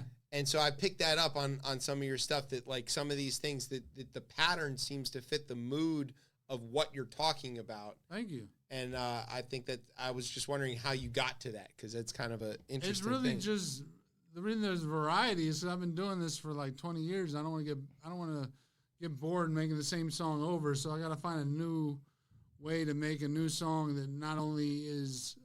I'm probably the person who listens to my stuff the most. And I want to be able to entertain myself with what I'm coming. So true. Challenging myself. You ever write a song and listen to it and go, man, that sounds like something I already wrote, and then just like rewrite it? I tinker with stuff all the time. Yeah. Always like this snare is off, or this word could be enunciated differently, or I don't like the end of that bar. So I'm always like, I'll have somebody feature on a song, and by the time they hear the finished version, like the beat's totally different, and they're like, I don't even remember that beat. And I'm like, yeah, I changed it. I changed it. Yeah. Being like on the, like with mental health and kind of having like the education behind it, and how do you see hip hop like playing into like elevate, like if someone's having mental health issues, like have you seen like either in your personal experience or just even in the study of mental health, how like hip hop and specifically music in general plays into helping folks through that? Well, I would say hip hop itself was really arose as a way for people in the South Bronx who had unmet needs to meet these needs they were challenged with. So that's really the genesis of all the elements of hip hop. And locally, you can look at someone like Logic, who had his hit song, which was the Suicide Helpline That's number. right. Yes. Yep. Yeah. So that came out, and that was I read some article where it said it saved like a certain amount of lives were saved just by that one song coming out. Because other people can feel Yeah. So, and I mean, I've seen this documentary on Logic, and his fans are literally like crying when they're talking to him. So I think music is very powerful in the way that it can reach people, the way it connects with people, the way people listen to it in different environments. It gets very intimate. And you might find a song you like, you listen to it over and over and over, it kind of rewires your brain. I know myself, I'm always reciting lyrics that I heard from like the 90s, but they're like dug in my brain, and they'll come out like from nowhere, and I'll just start thinking of a rap some other rapper wrote, you know? So I think the mental health aspect, whenever you have people who have unmet needs or something that they're struggling with and they need to find a way to kind of meet those needs, a solution will appear, and the music, a very powerful way to help heal people, I feel. Yeah, no, definitely. There's also all this science about how music connects with memory and stuff with all these Alzheimer's patients and things that they can't remember anybody, But they they can't remember- talk, but you play the music and they know every lyric. Yeah, that is a guy from, You know, yes. because it's some other deeper part of our brains, you know, that music is that. It's more than just you know, I mean, I'd say a lot of mainstream radio stuff is like sex and violence and all that sort of stuff. I think music is very spiritual. So when you listen to my music, it sounds spiritual, like Coltrane or, you know, Sun Ra, you know, very spiritual. It's a spiritual practice making music. And you do it whether or not you got people listening to it or not. You know, you just do it because it's something spiritual that you got to get out of yourself. You That's know? real. It comes out of you. Yeah, it's pouring out of you. I definitely, yeah. All right, speaking of it, where can everybody get your music? I'm on the streaming networks. I believe I want to say I have 10 albums on the streaming networks. You go to Spotify, you go to Apple Music. I don't put as much stuff up on Bandcamp. I know a lot of artists use that. I don't really use it as much as other artists, but I'm on all the streaming websites, on iTunes. I'm on YouTube. You can go to my website, which is getthatworm.com. If you go to That's such a good friggin' URL. If you go to Get the Worm, it's a bait and tackle shop. So if you want actual physical worms, you go to Get the Worm. If you want music, you go to Get That Worm. So I got to make that distinction. I don't want people going to the wrong website. So good. Getthatworm.com. Yes. It's so good. All one word. It has my social media links. You can follow me. I usually follow people back. It's got my blog. It's got videos. I give speeches on mental health. So it's got all that contact stuff too. Fantastic. All right. Are you ready to play Florida or not? I don't know. Am I? I don't know. I'm not going to scroll down because I don't know what the You're story gonna have is. to tell me how to play Florida or not. I never played it before. Hold on, Brian. Hit the sound for him again. Florida or not. There you go.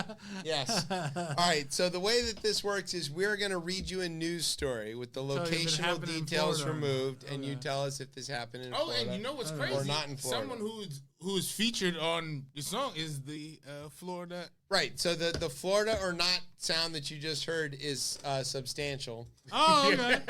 Or no, not that Actually, that was Damien. one. That was Damien? That was Damien after. Alright. Yeah. Oh yes, they're correct. Yeah, we didn't have the Florida. Shout out or to Substantial. Florida or not. Well, we had the original one. I don't know where it moved to, but Florida or not? there you There. go. That's Substantial. There. There he is. The genesis of that is, of course, that we said, "Are you ready to play Florida or not?" And him being a teacher said, "Florida or not?" And we, Yeah, he corrected it and it was like, like, yes. he became famous. right. I like I like to speak like the people speak. Yeah, we thought so We too. thought that too with him, and he came real like Not getting all academic pro and academic correcting with it. He's like people's Florida languages. or not. And then when we played that back to him a few Yo, weeks ago, yeah. we were like, "I don't know if you know this, but you're very famous for this thing that you said, back in like 2018 or something."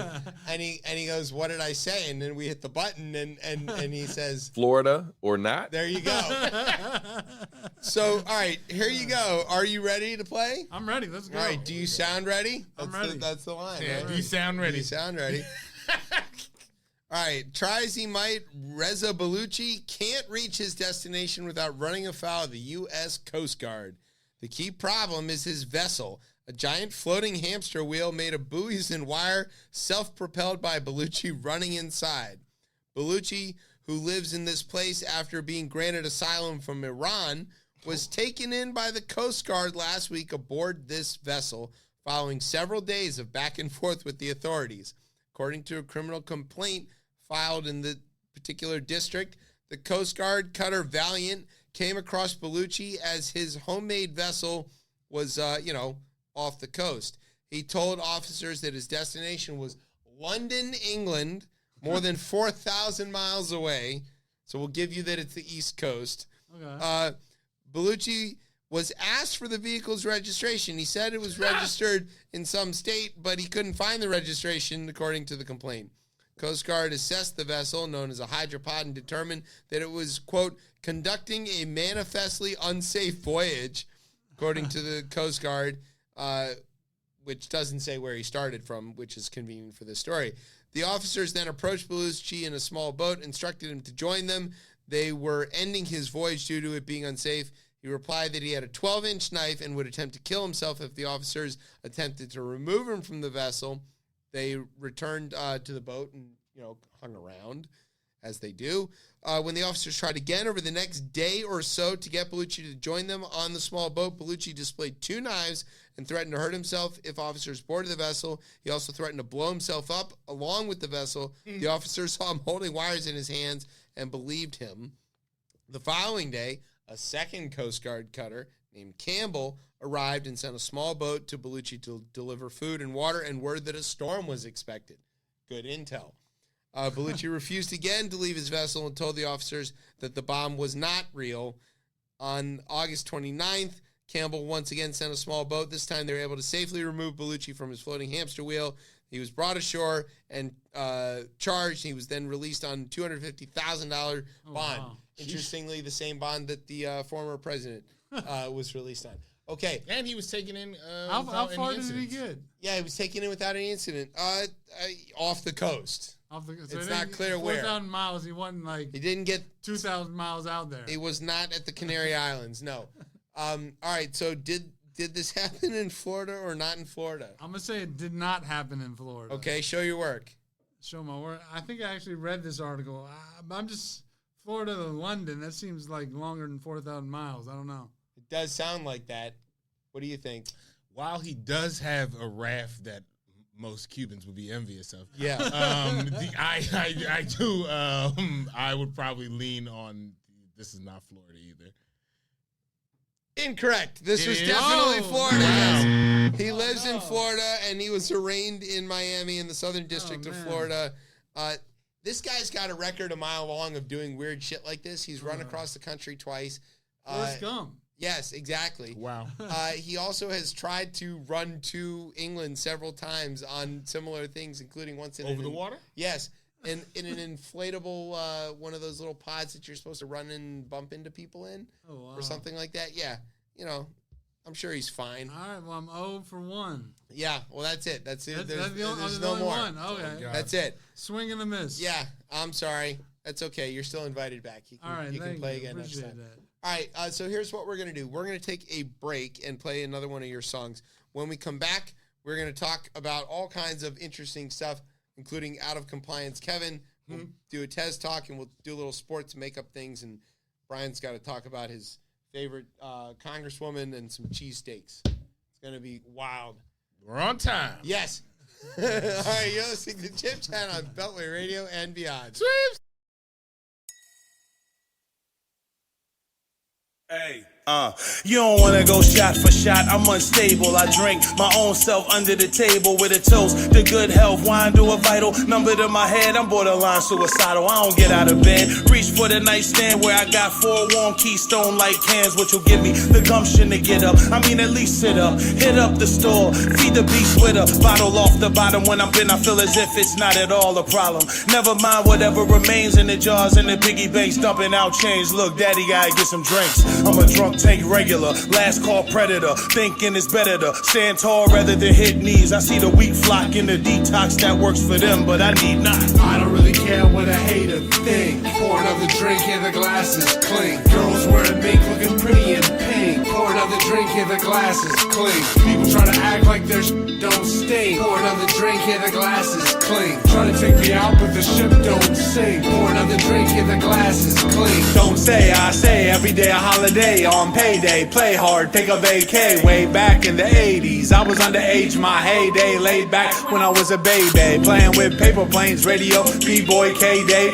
If you lived in L.A., day to day, nowadays heartbreaking 808s is old school. Go-goo, slay eggs, flow cool, remove clothes, ladies' legs, shaved and made smooth, crush, groove, play by play, used to play, kid and play, tape cassette, stolen from the stove. No, I didn't pay, get away clean, now I'm middle-aged and I miss the days of the fat shoelace on the scene, spray can magazine, come through, hit the J, let a player play, same hit, just a different day. I don't really care what a hater think. Pour another drink, here the glasses clink. Girls wearing mink, looking pretty in pink. Pour another drink, here the glasses clink. People try to act like their don't stink. Pour another drink, here the glasses clink. Try to take me out, but the ship don't sink. Pour another drink, here the glasses clink. In the studio, late night like Arsenio, come to death row, no Puffy in the video. Listen to the radio, same old flow, same lame so-and-so, no go. This ain't your boy's first rodeo, low, pull up on my Oreo slow. The game's so dull, Skull and Bones Club stole Geronimo's skull, cause they have no souls. Eat a bowl of Cheerios, on the low, listen to the stereo, sip old gold, rap game Columbo flows, go the way of the dodo, pose for a photo, yo. Listening to go-go, eating ho-hos, you who Coco, doing interview promo, root for the Orioles, for loco, Porter's a memorial to Han Solo. I don't really care what a hater think. Pour another drink, here the glasses clink. Girls wearing mink, looking pretty in pink. Pour another drink, here the glasses clink. People try to act like their don't stink. Pour another drink, here the glasses clink. Try to take me out, but the ship don't sink. Pour another drink, here the glasses clink.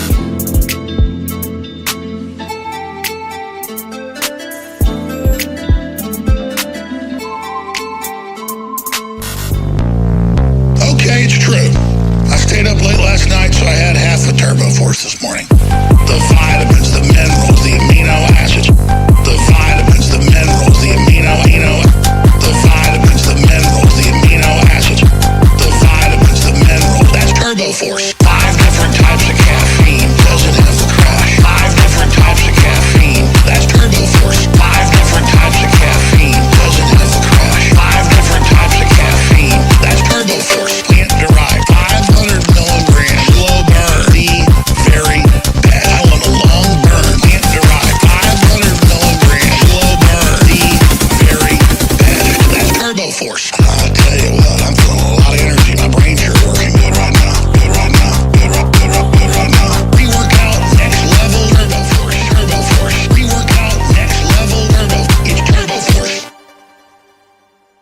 fish oil. Welcome back to Chip Chat here on Beltway Radio and Beyond. I'm your host, Chip. With me is Tez. That's probably, yeah. Hanging out with us is Earley Bird. Yeah. That was not you, that last song, but the one before that was. No, the last song was me. Yeah, the last, but then the Alex Jones, that wasn't you. Alex Jones was Yeah, yeah. Don't take credit for him. Turbo Force. Yeah, that was not me. No. Dirty Frogs. Like corn on the cob. All right.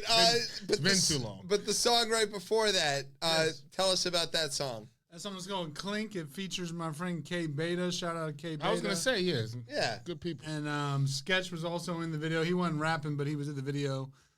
He's another rapper, Sketch McGinney. Shout out them. That's from my Earth Day album, which was originally recorded in 2007, and I re-released it with new production about a month ago. So that's on streaming too. So that song's called Clink. All right, so go out and get it. Go to getthatworm.com. There you go. You can find all of the stuff. So good. All right. You're not here for this, but you get to chime in on it because you are a bit of an expert on this. Okay. Kevin's. Okay, Kevin. Yeah, that's my name. Kevin's, there's certain kinds of Kevins. I've heard it's the male version of Karen. That's what I've heard. Yeah, it could be. In this case, Interesting. We're talking about Dumb Kevin, current Speaker of the House, Dumb Kevin. He's got a new name. Do you know his new name, Tez? He's out of compliance. Out of compliance, Kevin. The OCK. Out of compliance, Kevin. As you may remember, to get his speakership, he had to promise all of the crazy people that they could remove him with a single vote at any moment. Yeah. And so it took like 10 votes 15 actually, 15, yeah. but yes. So we are getting close to the time when the government is about to shut down. I think we're roughly 15 days away from that, actually. So, in order to pass a continuing resolution or just to sort of keep things up and running, Dumb Kevin's got to get the rest of the Republicans to go along with him. He doesn't actually have to do that. What he could do is pass a CR with majority of the Republican caucus and all of the Democrats. But if he does, he'll be out of compliance. Working his town again. Yes. So this phrase out of compliance comes to us from one of our favorite congressmen from the great state of Florida. Yes. Mr. Forehead himself, Matt Gaetz. Matt Gaetz told Kevin from the House floor that he was, quote, out of compliance with the agreement that allowed him to assume the leadership role and threatened to have McCarthy ousted as Speaker. Quote, the path forward for the House of Representatives is to either bring you forward to immediate and total compliance or remove you. If we have to start the day with the prayer, the pledge, and the motion to vacate, so be it. Oh, wow. Said a guy who pays 17-year-olds for sex. Right. Allegedly. Right. Allegedly. Yeah? I mean, the only thing Kevin McCarthy has always wanted is to be Speaker of the House. That's correct. He decided to become Speaker of the House in the worst possible way. Yes. Which is dependent on Matt Gaetz. Yeah, and that anybody can bring a motion to remove you from the job you always want. It's like you wanted the job so bad that you're just like whatever. Critically think about anything you agreed to. Yeah, which sounds pretty on par for the Republicans. Yeah, I mean, but they're not here to govern, so it doesn't matter. So but it's weird because there is a subset of them that is kind of like, I didn't come here to. Some of us came here to govern. I forgot the guy who had the quote there. Yeah, there's actually a significant number of the caucus that likes him. Yes. But the problem is his majority is so razor thin that he has to abide by the crazies. And the crazies need to get reelected. Yeah. So it's like this cycle. So they need to threaten all of the, the end of the world. Term limits. But there's this, right? Please. Christ, 18 years. Please. You listen to the same story I do. Yeah, I'm with it. 18 Public years. Radio. 18 years. I like that. There was an interesting sort of phase of events that happened regarding this. So yesterday, Wednesday, there was when Matt Gaetz called him out of compliance and threatened. I know what'll fix this. And so, but then Thursday morning, this morning, Joe Scarborough, former Republican Congressman Joe Scarborough, hosts Morning Joe on MSNBC, like, picks up on this story, and he's like, I'll be goddamned if anybody was going to tell me what the fuck I'm about to do. He didn't say it exactly like that, but he was damn close to it. But Mika was like, no, tone it down. And he is like, I wouldn't let, and he thought about it. He's like, my daughter wouldn't let somebody tell her that she was out of compliance. She would go and say, I dare you to fucking do it. Fast forward a couple hours, Kevin McCarthy is in his caucus meeting with all of the Republicans in the House, and what does he tell them? I dare you. Literally, I dare you to fucking do it. Yeah. He says, I dare you to fucking vote me out. Catch me outside. How about that? That's exactly right. He That's says, exactly fucking vote me out. Fucking do it. If you've got the fucking balls, fucking do it. And he said that pointing right at Boebert and Green and all, the ones with all the balls. Yeah. And goes, if you've got the fucking balls, fucking vote me out. So like seconds later, the papers know about this because all of the members they're all like, he told us to fucking do it. And screamed at us. Yeah. So he comes out of the caucus meeting, and the reporters are like, yo, Kevin, did you tell them to fucking do it or what? And he goes, I'm Irish. What do you expect? Yeah, I told him to fucking do it. Yeah. And they're not going to fucking do it because they want to, keep this shit moving or whatever. Stay tuned. We'll be here next week. Kevin McCarthy might not be. I'm pretty sure. I mean, he'll still be in Congress. Yes, but he might not be speaker. They're gonna pass a spending bill, and gonna get a CR. Yeah, and that's gonna piss everybody off. So the reason we bring that up is that in an attempt to keep the forehead on his team for the CR and for everything else, Kevin McCarthy decided to allow this weird inquiry into impeaching President Biden, which does not make sense because they haven't found anything to impeach him about. Because of his son or something? No, there is this idea that he's up to something.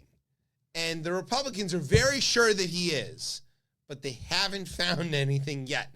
And so every time they get asked about this, they're like, so what exactly is your evidence? Which crime has he committed? What is it that you're going to, they go, wouldn't you like to know? And then the reporter goes, we would. Yeah, that's what we're reporters. We're asking you that. Like, what are you on about, James Comer? And he goes, there's a lot of smoke. Where there's smoke, there's got to be fire. I mean, but some of this is regarding Hunter Biden, and I guess there's no evidence that, because usually you impeach the president for wrongdoings that the president committed. Well, but they're not interested in Hunter Biden's gun charge that dropped today, or his cocaine use.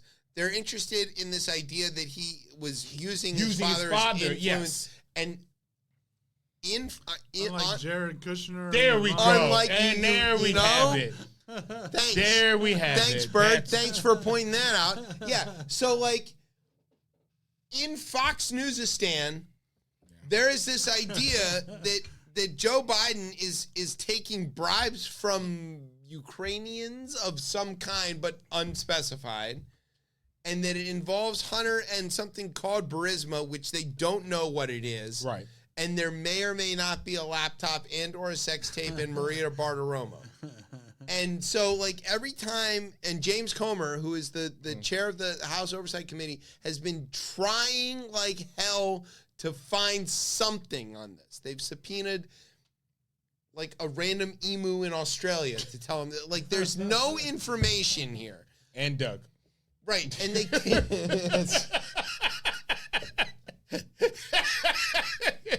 Where's the bell? You don't watch a lot of TV. You probably didn't get that joke, but that commercials everywhere.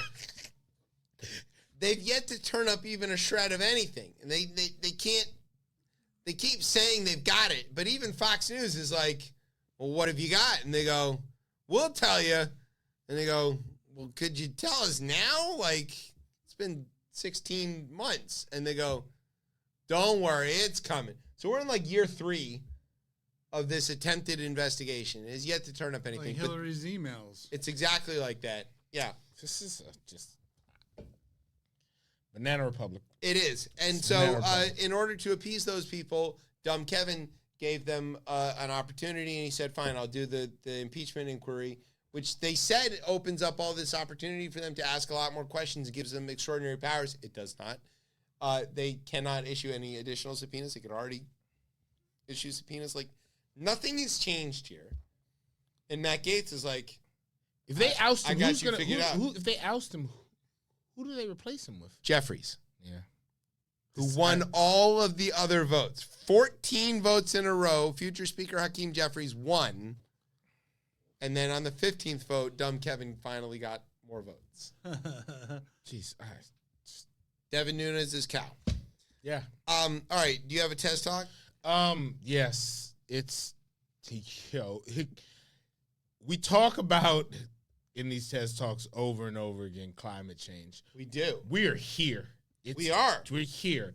Have you heard There of are many- There it is. And you already knew where I was going Yes. exactly with this. There are Medicanes.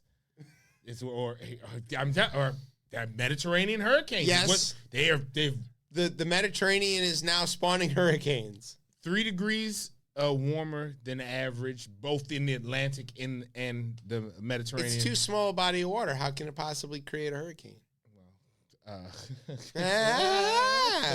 Physics, right? If you haven't seen the flash floods, which I mean, I was trying like hell to avoid this. Yeah, you talking about Libya? Yeah, in Libya, What's and like that? I know, because I feel like we need to watch this stuff.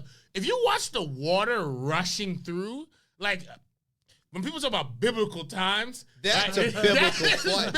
It washed. Go look at the before and after. The one The day satellite before pictures are and the insane. This is.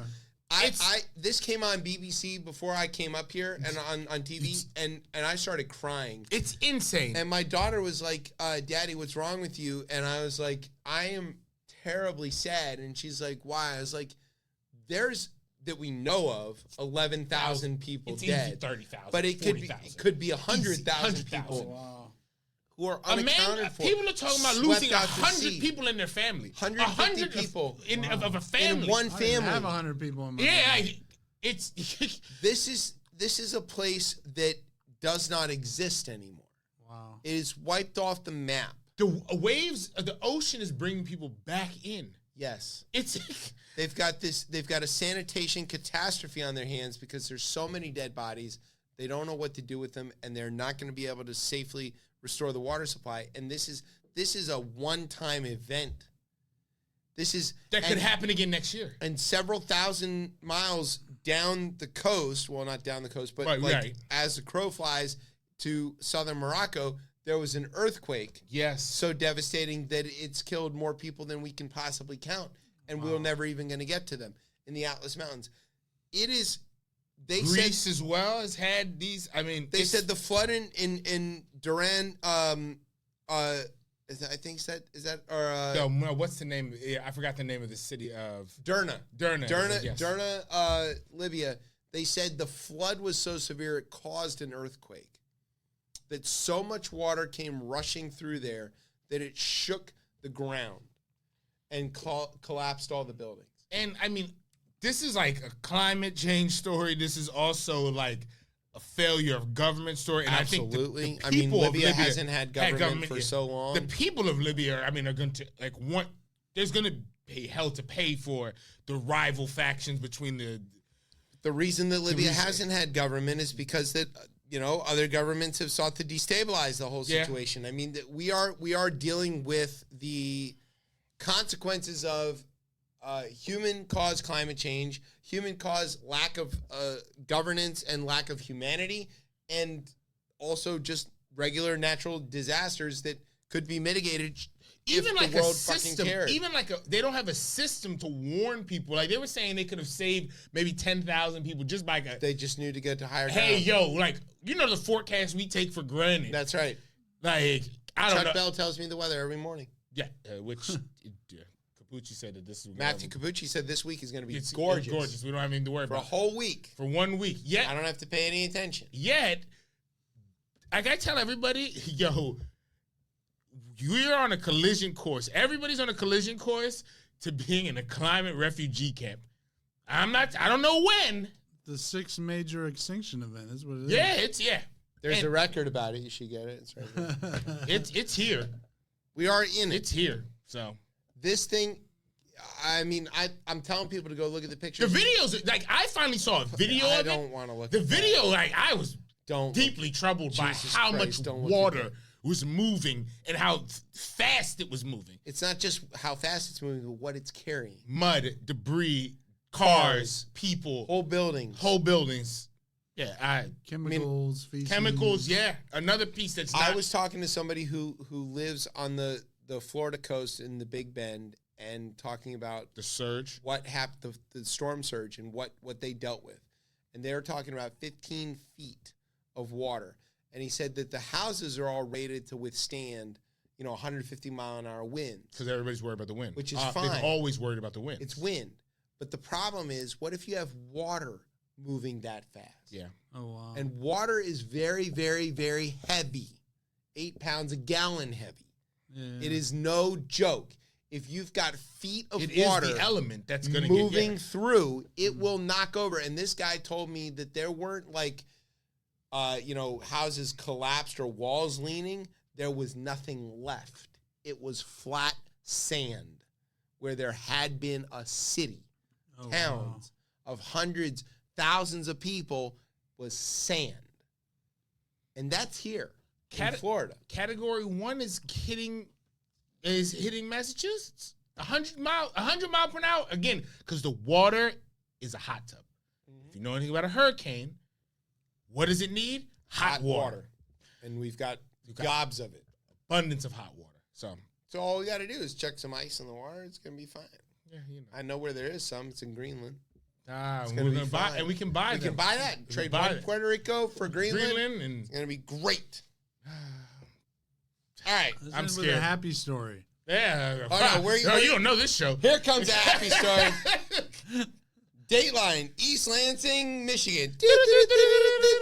Michigan State suspended football coach Mel Tucker without pay on Sunday, less than 24 hours after allegations became public in a USA Today report that he sexually harassed activist and rape survivor Brenda Tracy during a phone Read call it last year. one more time. Who he allegedly He sexually did this to. harassed activist and rape survivor Brenda Tracy. Here's the background on this. After Michigan State was getting out from the Larry Nassar stuff, they're like, oh, what we need to do is strike a blow for, victims of sexual assault. Let's go try to fix the problem that we're a part of. So Mel Tucker, vaunted head coach of the Spartan, let's call them football team, teams up with Miss Tracy, and they do speaking engagements. He invites her to campus 3 times. She talks to the athletic department, talks to the players, talks about the dangers of this and all of that stuff. And it's great. What a great story. Then, turns out, Mel likes to call her after hours and give himself a little rub and tug while he's on the phone with her. Wow. This story is insane. It doesn't make it's the person you called in. What? Yeah. So apparently he. Why do I? He admitted to. Yes, he definitely admitted to this. To rubbing it out on the phone with her, but he said that it was consensual, and that she was. How'd into that work? How'd that work? I don't know, man. She's like famous for being a rape survivor. That like it's her whole That's yo, her. She That's goes why around they're the country connected. to places who have issues with this, and she talks to them. She came to Michigan State to talk to them, and Mel Tucker thought it would be best. That's pretty bold. That's bold as shit, right? Because that tells me right there that's not even a pleasure thing. That's a power thing, right? Right? It can't be pleasure at that point because I assume you're a football coach, and you could go find somebody else to go rub it out on the phone with. I don't know. Wait. Okay. Hold on. Brian's here. So, if let's say right now it's all alleged, they're still investigating, right? Oh He no, admitted to he that. He admitted to admitted it. that. Admitted it, but are they still further investigating the fact of where it may lead into him being fired? Because They have suspended him without pay. They have not actually. Can this fired be him your yet. leader of men? But no, but Right? the I thing guess maybe. because the thing Right? is, the way I see it is, it's like, okay, if it was consensual, It wasn't. So It wasn't. No, she is denied this. Not only she said it's not consensual, but she's ready to press charges. How could she make it like? She can't be the one. She wasn't aware that what he was doing. Then I can understand what's being said. She was aware. Okay, she was aware at the time of these calls. Well, she's aware now. Even during the calls, like, all right, he obviously at some point said, "You know what I'm doing right now." Yeah, right. Like at some point, because if he didn't say that, he would just be on the phone like, like whatever. But that is obviously not what happened. Because the thing is, it's okay. There are hundreds of people a day jacking off while they're on the phone. That's true. Yes, right. Well, I would leave. There are hundreds of people a day on regular phone calls, like with Domino's, jacking off or whatever. But buy, sell. Yeah.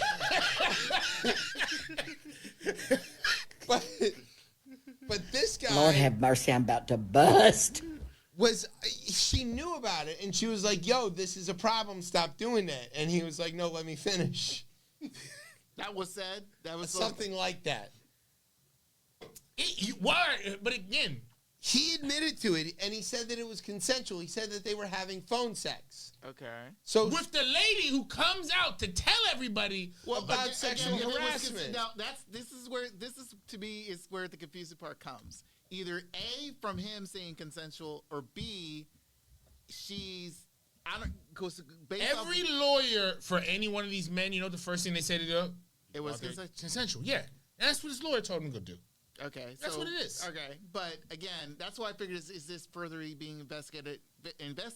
What's the consensual aspect? First of all, let's just say it is consensual. Mm-hmm.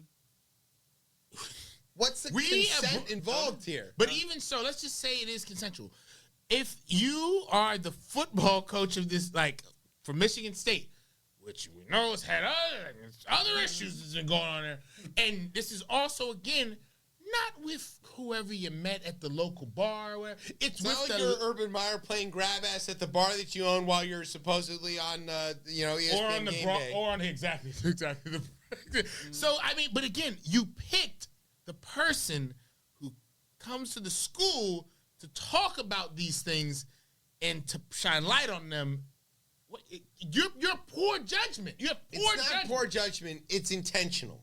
Yes. This is the thing. But I'm saying if it was consensual. There's all of this evidence about people who have survived sexual assault being often victims more often of sexual assault. And it's not like that they're a marked target or anything. It's that somebody is targeting them as having, been a victim and therefore could be a victim again. Mel Tucker knew her story. Yeah, obviously. Had spent a lot of time talking about her story, and at some point the switch flipped to him that, hey, this is somebody I can do this to. Whatever the circumstances are for him and whatever he's into, that's what he did. And he did this to her, and then he got caught for it. Mm-hmm. That's only part of the story. Mm-hmm. The other parts of the story is he's on this giant contract for $95 million that has all of this guaranteed money, some of which is being paid by one of the boosters personally. $27 million of it is being paid by a booster personally. And they're going to try to fire him for cause because obviously there's cause here. And they've got to fire him. But even if he walks away with the $27 million guaranteed, what are we talking about here? That this is you get this contract and then you can do anything you want. Well, okay. In addition to this story, I just recently found out about Kevin Porter Jr. and him beating up on his girlfriend. Mm-hmm. My thing I have an issue with is what Houston, because currently he's with the Houston Rockets, and what they're planning to do, their main thing is we're just going to trade him away. And it's like, okay, does that fix the problem for him? Meaning the fact of he assaulted his girlfriend. Right now, we don't know what his, legal aspects will be from this. And we don't know. And then in addition to if he does come back to the league, besides suspending him, what's next? Because we already went through a crazy ordeal with the Memphis Star and his bullshit. In this case scenario, I'm in the middle of right now.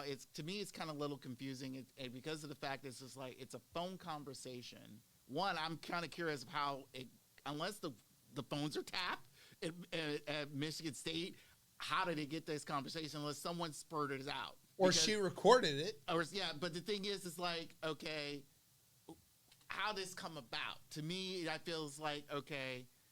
I don't know why this lady would go out and talk about this if this didn't happen. But the thing is, based off this one picture, is like they probably knew each other. Again, she is an attractive woman, given that. But it doesn't give the right to try to do what he was trying to do. But at the same time, it's like, mind you, like you said, Tez, a lot of guys will say it's like in this type of scenario, it was consensual. So right now, it's like that's where we're left with. I'd rather hear more information about it, because to me, she's suing, but she's suing. But the thing is, it's like to me, there's a lot of holes in here. I just feel like it is. But why? Like, why are we even entertaining the question of the holes? Because the simple fact is, like, one, it just came out of nowhere. It didn't come out of nowhere. She's. You think like somebody in Ann Arbor called her up and said like, hey, I know a way to beat Mel Tucker. Go ahead and make up some story where you, the rape survivor, have to talk about getting assaulted again. Again, I'm not denying any of this what she's saying or not saying. But I feel is like, again, I'm trying not to be, I understand. You don't want to jump. Look. This show is clear. We are not looking for an opportunity to show a black man in power getting taken down by a corrupt system. That is not what we're into. Not that either. Yeah. We don't want to see that but at I all. Also don't want to see the fact is like, look, of her statement being disallowed. Because again, right now, of all the things we just the plethora of stuff that we've been dealing with for the last decade, is all implemented into this one incident right now. No, because there's multiple incidents, and here is part of the story. Like, that is awful, right? Here's other parts of the story. Right away, the secondary head coach, Harlan Barnett, he said he's going to serve as the interim head coach. The AD called D'Antonio immediately and said, hey, what are you doing? And Mark D'Antonio was like, whatever you need, buddy, I got you. So this is to get D'Antonio back, I guess. I don't know. Tucker, the story points out, is the second Big Ten coach to find himself in the center of a scandal in 3 months. That is not true. He's the third because Harbaugh bought a cheeseburger. And so, like, when we're talking about this, we've got Mel Tucker suspended for a little while. We've got Pat Fitzgerald fired for the hazing at Northwestern. But also, the NCAA came down on Michigan for buying a fucking cheeseburger for a kid during the NIL world. So, I just want to... I'm not minimizing the awfulness of the sexual harassment and all that stuff, but it does seem pretty unfucking balanced here. But my thing as well, too, Bryan, is that we're not when she brings her criminal, if she brings criminal charges, so be it. Michigan State is choosing to say, hey, we don't want to employ you no more. Now, that could be around the money. But in the USA Today article, it says, in his statements to the Title IX investigator, Tucker acknowledged masturbating on the call, but said Tracy grossly mischaracterized the episode. According to him, they had consensual phone sex. Quote him, Miss Tracy's distortion of our mutually consensual and intimate relationship into allegations of sexual exploitation has really affected me. Tucker wrote... Woo! I need any more? All right, let me say it. All right, I'm glad. Do I have to read anymore? Who's the real victim here? This is like, I'm not... And here's where I would say Michigan State has the right to fire him, because we're just talking about, just your judgment. The right to fire him? Right, yeah. Again, obligation to fire him? Try to help a brother out. And fuck it up. I am not proud of my judgment, and I'm having difficulty forgiving myself for getting into this situation, but I did not engage in any misconduct by any definition. I don't know, man. I just think, If you beating your dick on the phone with the other person on the other end, like, I feel like you kind of gotta like talk that out, or like figure that out. Or be like, very careful to keep it very quiet. Cause yes, that's a good. Cause this seems like he was just like he was doing way too much. Yes, like you could have like again. If he was just on his like off to the side doing it, like I'm telling you, I'm sure that there are hundreds of people listening to us right now beating their dicks. Yes, that's, and we're not gonna know about it because they're not gonna call in the show. 301-761-1040 to tell us that they're doing that. That's the part. Like that he Bryan, thought it was just to that add cool. 30 minutes before we get in trouble. All right. I don't know. Again. It just seems that the fact that this is a sexual assault survivor who comes out to speak, like, why would you even try? It's the power thing. It's what you're talking about. Why would you even try to have some type of relationship with this Not with woman? a 20-foot pole. No way in hell. It's the challenge. Yeah, yes. Yes. I'm with Thank you, Bird. Thank you. Exactly. Not with the 20-foot pole. No way in hell. I mean, that come just on. seems like a rest. Like, because let's just say to Bryan's point, things could get misconstrued. I don't think that's here, but like the second you sign a $95 million contract, I'm not dealing. I'm not talking to fucking nobody. I go to work, I go home, nothing, and I play video games. Like I do nothing else because somebody is coming after that money. Somebody, yeah. So just fucking do nothing, and then get on the phone with. Admitting to it. He admitted to it. Now, if he just said I didn't do it, then be up to her to prove it. Yeah, this man just like, this doesn't know how the law works. Doesn't know how to. I want to find his socks. Oh God! Is that how American Pie works? They said it was going on for like 8 months. They had a working relationship. So. All right, so just like to be perfectly clear, this happened in the same week that the Lions won a game that they were not expected to win against the Kansas City Chiefs, and J. Scott Smith had a birthday, and we congratulated him on his birthday. So it was happy birthday to J. Scott Smith. It was a victory for the Lions, and it was also an excellent week for Sparty. Just to it's one of those karma things. We can't let somebody like him be too happy, apparently. The world is not going to allow that to happen. Like how this happens in most of these cases. Maybe I can't be too self-congratulatory about this. Because we did buy a cheeseburger. Oh, God. Anyway. Again, how these cases usually end, and I think it'll probably end here the same way, is, Mel will probably beat the charge. Will he? Like he did his dick? Exactly. Right. All right, moving on. High security sandwiches. Bryan, I think, added this story. I'm assuming, I don't know, it comes from Philadelphia, not a city I would ever engage with. But, they have these sandwiches there that they care a lot about. They're delicious. You know about them? I love them. The cheesesteaks? Yeah. They're pretty good. They're like a steak and cheese, but not quite as good. Yeah. Anyway, what happened in the city of brotherly love around these steak sandwiches? Bryan? So apparently, roughly a year ago, the known establishment called Ginni Steaks, one of their spots got burned down. So apparently it reopened, and it felt like okay, we need some extra security because so they end up getting a guy, security guard, with his own personal AR-15 to protect the premises. There you go. Yeah. He has an agent vest. Yes. In West Philadelphia. Yes, of all places. Interesting. I want you to see, Jim's West owner. Do you see his name?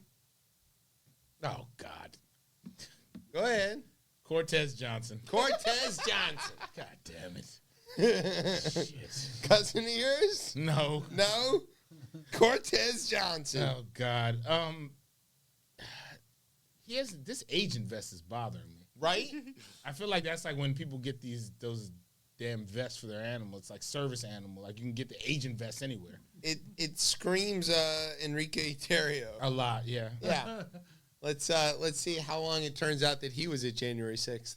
Yeah, Apparently, there were several yes non-white people there. Yeah, they stuck out like a sore thumb. Yeah, I seen them immediately. like a black and blue mark. Yes. Yeah, that's funny. Bryan, you're not done yet. I'm not. Nope. No. Your favorite GILF is back in the news. Ugh. GILF is, of course, an acronym for. Go ahead, Bird. Great intestinal liver failure. There you go. That's exactly what she would give you. Lauren Boebert, noted GILF. Just to be clear, that's grandma. Yeah, don't worry. She's only 40. Yeah, what, 39? What is she? Is she 40, Bryan? She's around, I think the last I checked, she was like 37. Okay, 37. Sorry. Tom just thinking about, I forgot that coach who was like, I'm 40. Yeah. I'm a man. I can handle it. It's a great sound.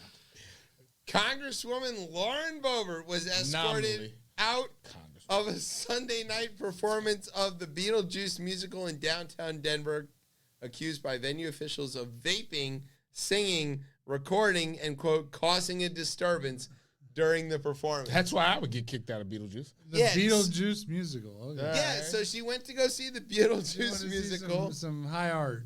Yeah, it was the touring company, so, you know. It is in Denver.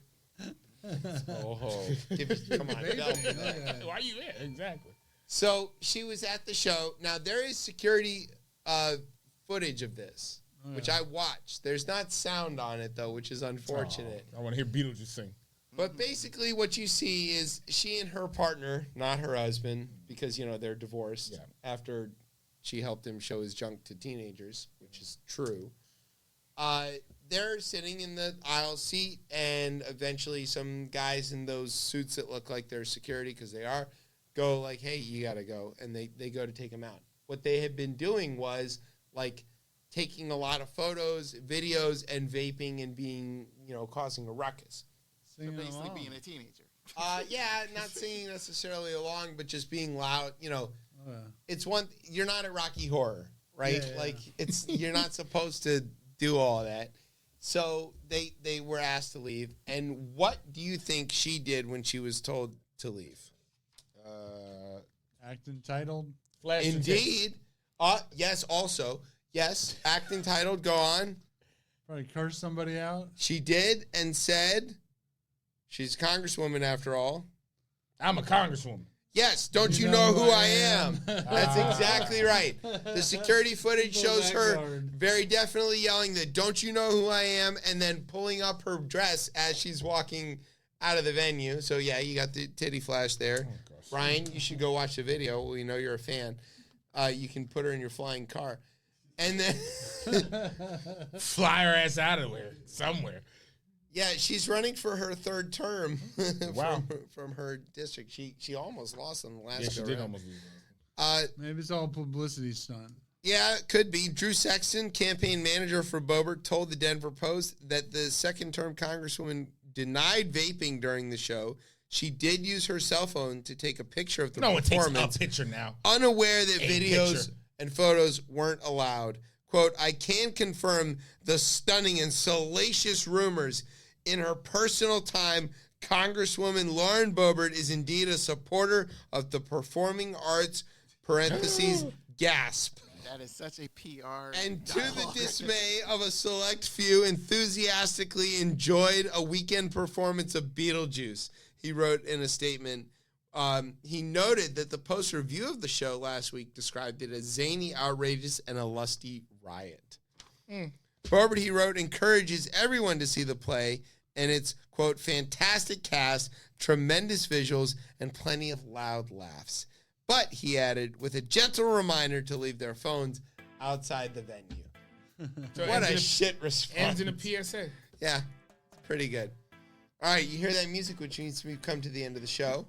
Thank goodness for Bryan. Yeah, thank God. We're close. Only 45 All right, minutes we left. want to say thanks to Earley Bird for hanging out with us. Yes, thank you. And bringing your amazing music, and we really appreciate that. Thanks to our radio partners, RIP to Stitcher. Yeah, Apple Music, whatever the bot tells to say today, all of that stuff. Thanks to NOTN for keeping us on for another week.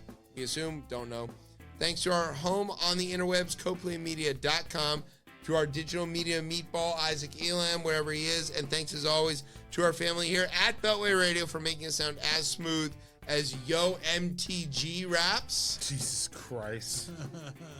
Which we'll have to show you that video afterwards. All right, Earley Bird, where can everybody find you on the social medias and things? I'm at Bird Boogie, all one word, on Twitter and Instagram. I don't have the TikTok. And you can find me at www.getthatworm.com. There you go. All right, Tez. You can find me at DC Cortez on X, at Ketchum Cordy on Instagram, and being a flaming liberal on Blue Sky at DC Cortez. There you go. You can find me in the show on the Twitter at ChipChatRR. You can find us on Facebook or Instagram at RipChipChat. And you can find us most Thursday nights here on Beltway Radio and beyond at 9:30 at night.